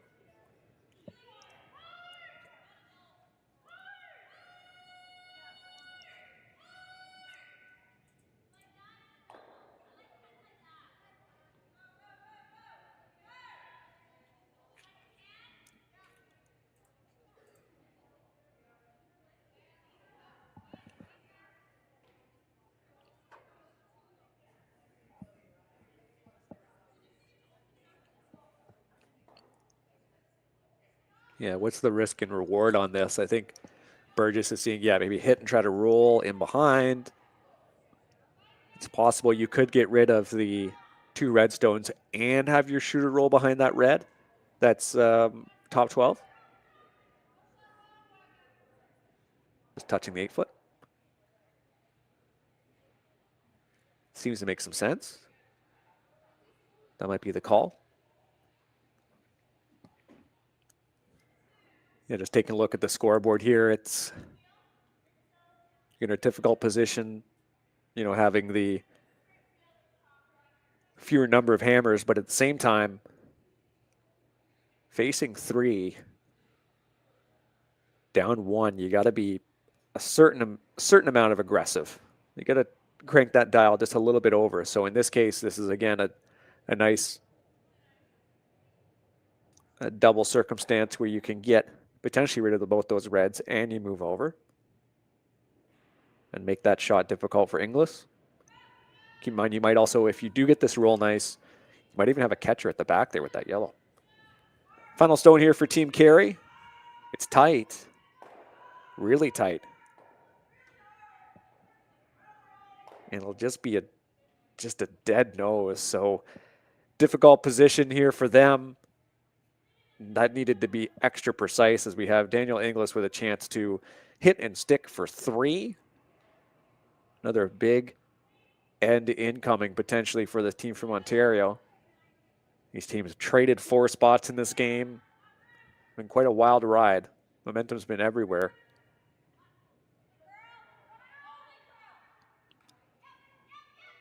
And that one single in the first end looks pretty standard if it wasn't for those who watched the first end knows just how crazy it was and how Inglis really had to make a difficult shot there at the end to ensure they got their one. So she's been playing great. Let's see if she's got another shot in her here in the 6th end. 7-6. They're up by 1. Final stone here in the 6th. Chance to hit stick for 3.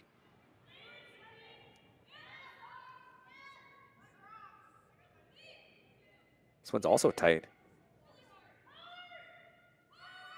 Going to overcurl on them slightly, I think, but it should be enough to keep the shooter around. It will. as it rolls into the 8-foot, and they are in great position here now. Count that, 3 more points, 10-6 going into the 7th end.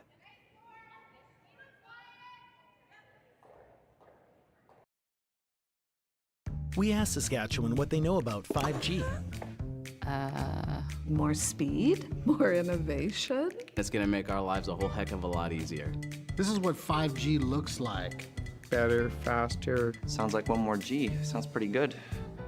I don't know what it means. All you really need to know is the future of 5G is here and will continue improving through investments in network technology.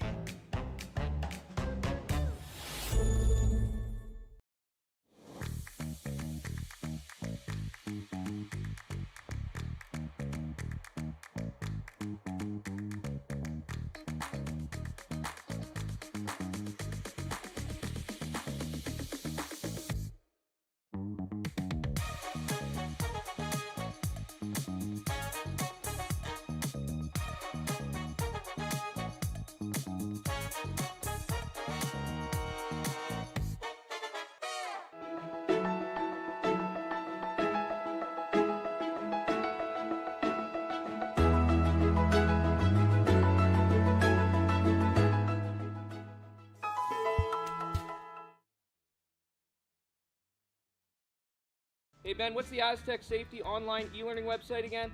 Yeah, that would be aztecsafety.com. Fire extinguisher and firefighting, we'll send that one to Paul. Ah, now here's a course I should probably take. Conflict resolution. Power line safety. Yeah, I thought it might help me with my line calls. Did you know this Aztec website has over 100 safety courses? Jeez. Aztec Safety online course. Ground disturbance. Could have used that a few seconds ago.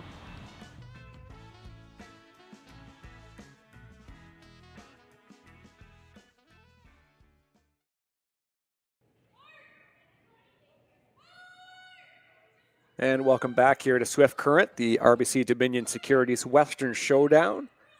Team Inglis versus Team Carey here in the first draw of this triple knockout.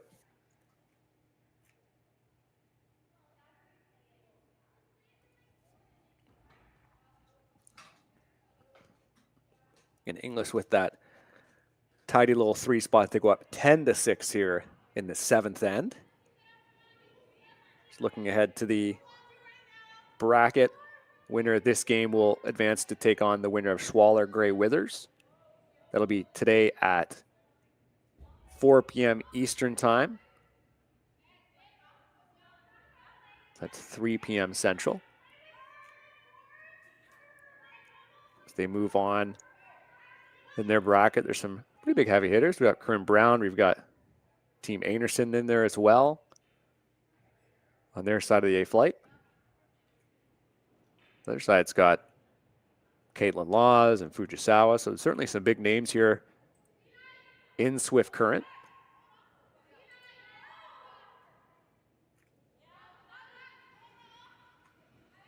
The loser will again drop down to that B event.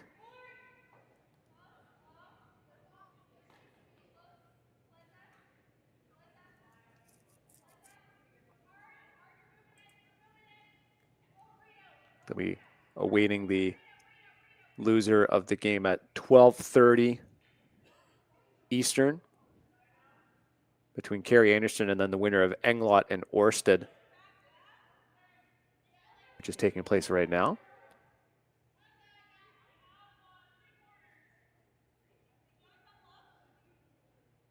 And that game will also take place today at 4 p.m. Or my apology, that's 8:30 Eastern, 7:30 Central. Again, the losers will go down to there. Winners will play today at 4.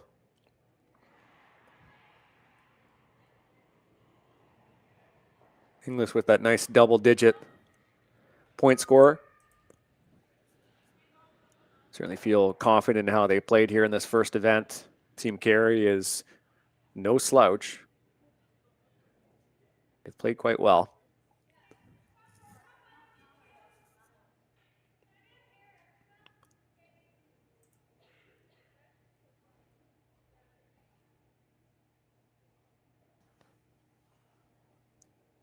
It's Carey's real last gasp here to try to score some points. Had some decent shapes. You know, they had 3 rocks in the top 4 last end. They weren't ideally lined up, but you did force the other skip to have to make a shot. The only problem is that Inglis hasn't missed much today. This come around is going to be just a tiny bit short here from Cassandra de Groot. I don't think it'll change their Team Carey's shot calling too much. So again, they really try to go aggressive here with these corner guards.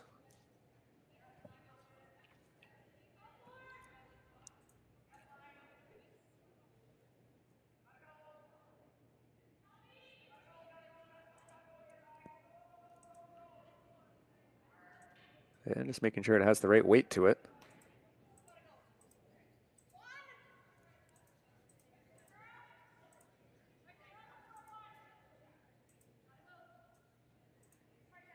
Again, looking back in this game, it's been tons of pressure applied to both sides throughout. We're just talking about the first end there where Team Inglis was drawing against, I believe, 3. Is there only one spot in the game thus far where Inglis had this really clutch draw to come around and sit in.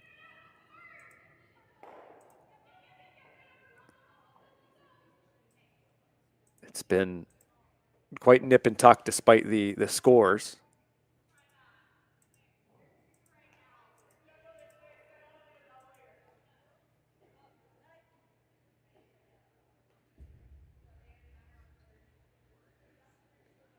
Then you think back to that third end where I believe that was Zacharias trying to clear off those yellow guards that were right down the middle. Zacharias is up here and cleared them out to his extent of just moving them over as staggered corner guards. And they didn't have the hammer, so that really put them in a difficult position too. They ended up giving up a 4 spot in that one. Been a couple hinge points in this one for sure. That one really comes to mind. A shot I'm sure she'll want back. It was really just an unfortunate bounce off that stone too in the third end. The one that ended up being a 3 guard just kind of bounced off of a stone that was top 12 on the other side, just skated right across, or not quite top 12, but on the other side, and just sort of skated all the way across. Really set them up for a big end. Both teams have been quite good at shooting against a lot of pressure at the end of the game, so I certainly can expect we'll see that here in the 7th end as Team Chelsea Carey are really chasing. Not too bad of a stagger of these redstones in the middle for them. They might be able to get lucky unless Kira Brunton makes a roll. She's just dead nuts it. Oh, interesting. Yeah, just try to come in and make the same shot again. Try to sit 2 here. That is really the most advantageous part of the 4-foot is that one on Chelsea Carey's side, because there's no really nice run in there. You know, you could try to do red or yellow-red, but as you can tell, to get to that side of the 4-foot is going to be a little ugly. See, Zacharias holds the broom right down low, gets a lot of weight on there. Trying to keep it straight, and it will just wreck.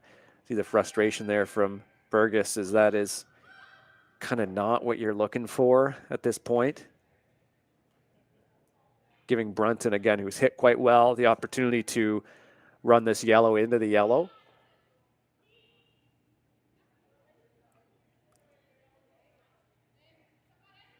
And another story of the game for sure has been Team Carey over curling and wrecking on the odd shot. I think it was the 4th when they were really trying to set up those corner guards and just ended up ticking stuff in towards the middle, which was quite unfortunate. But Brunton with the chance to sort of send this yellow into the back. It's going to curl up really nice. Is this a longhouse double? Yes, it is. Team Inglis has been playing fantastic. Not a doubt in anyone's mind she was going to make that fantastic shot from Brunton. Wow, this has just been quite a clinic from this team from Ontario. They have not missed much out of those first couple ends. Lovely shot. Lovely shot. Carey looking for the same draw in behind. Give Burgess a chance to adjust the tolerance a bit here for sure. He can afford to be a little bit deeper too. This one's wide though.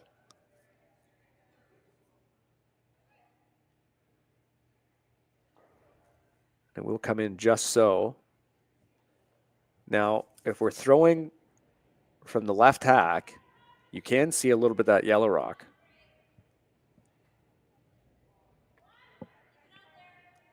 Wouldn't surprise you if they tried to just poke it away.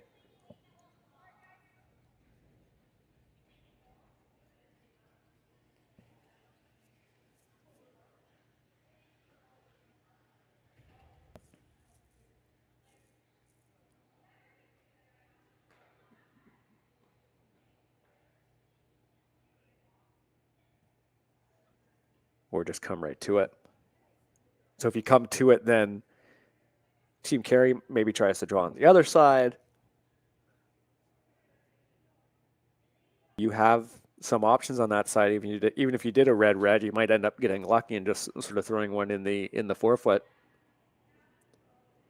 So wouldn't surprise me if they come down with this. Just looking at the ice, maybe kind of like a back 4 weight. You know, just kind of tap it back a little bit.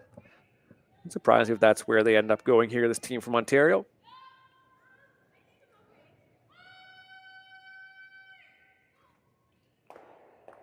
Certainly be feeling the confidence at this point in the game.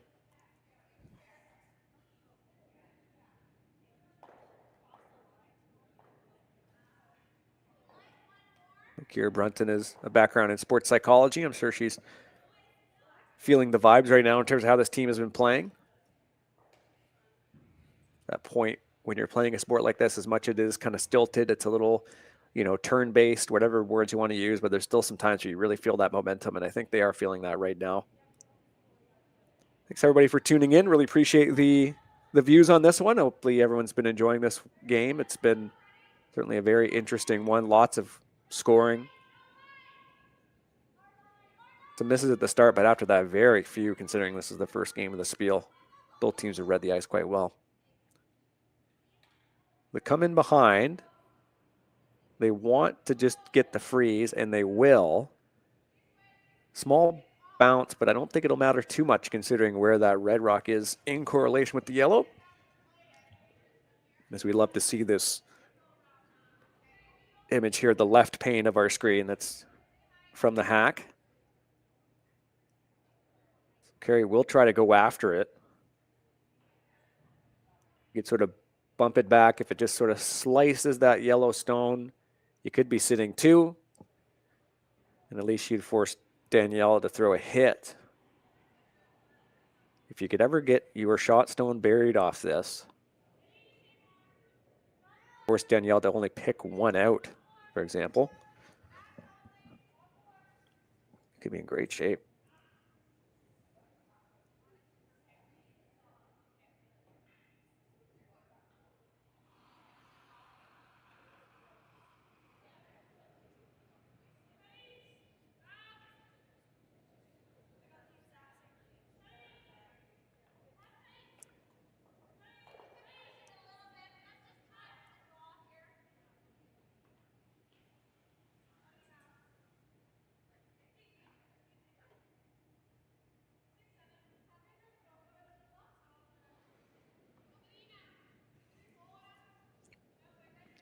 So second to last stone here for Team Carey. They have the hammer. And electing to play off of this red that was just thrown from Team Inglis.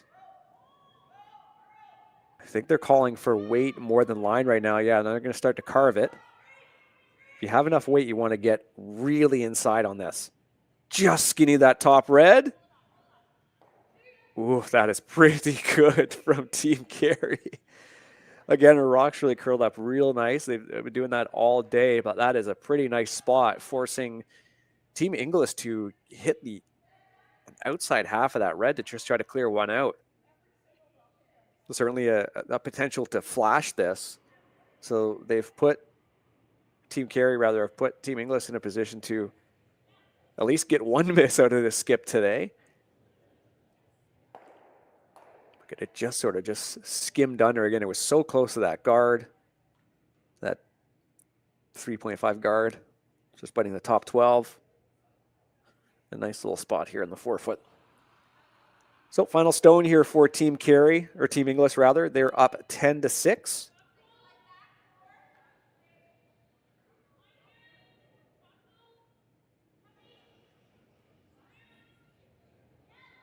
Just looking to slice their own red into a yellow. Bow sweepers on this. Hopefully they like the line.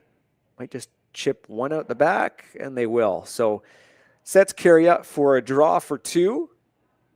To be down by 2 going home in the 8th end.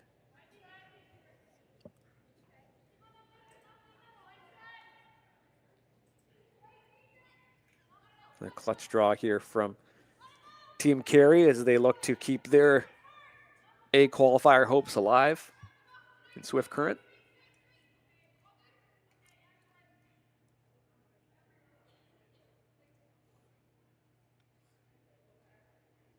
Winner of this plays the winner of Schwala Grey Withers, which Schwala is up 5-2. Grey Withers has the hammer in the 7th. Keep you updated on that game as it comes down. Final stone here in the 7th. Chelsea Carey with a clutch draw. They certainly need their 2 to keep their hopes alive.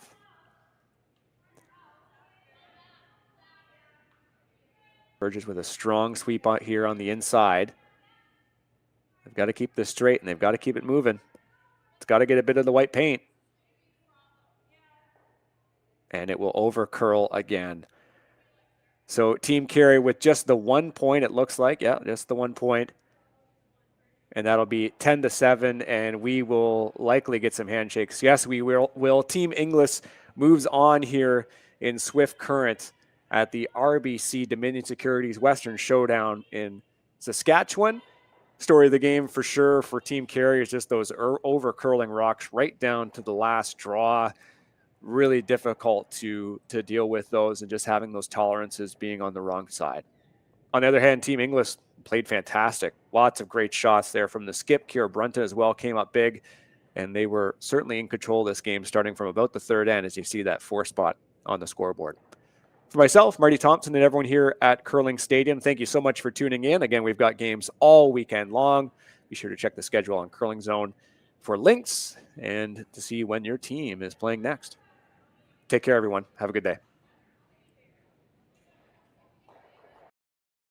Handcrafted in Canada, Hardline's Ice Pad has revolutionized curling for over a decade.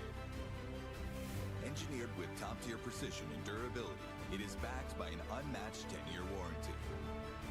Designed for curlers at all levels to sweep effortlessly with maximum efficiency, it is trusted by the world's best curlers, including Olympic and world champions. It is quite simply the best broom in the game. Hardline. Join the revolution.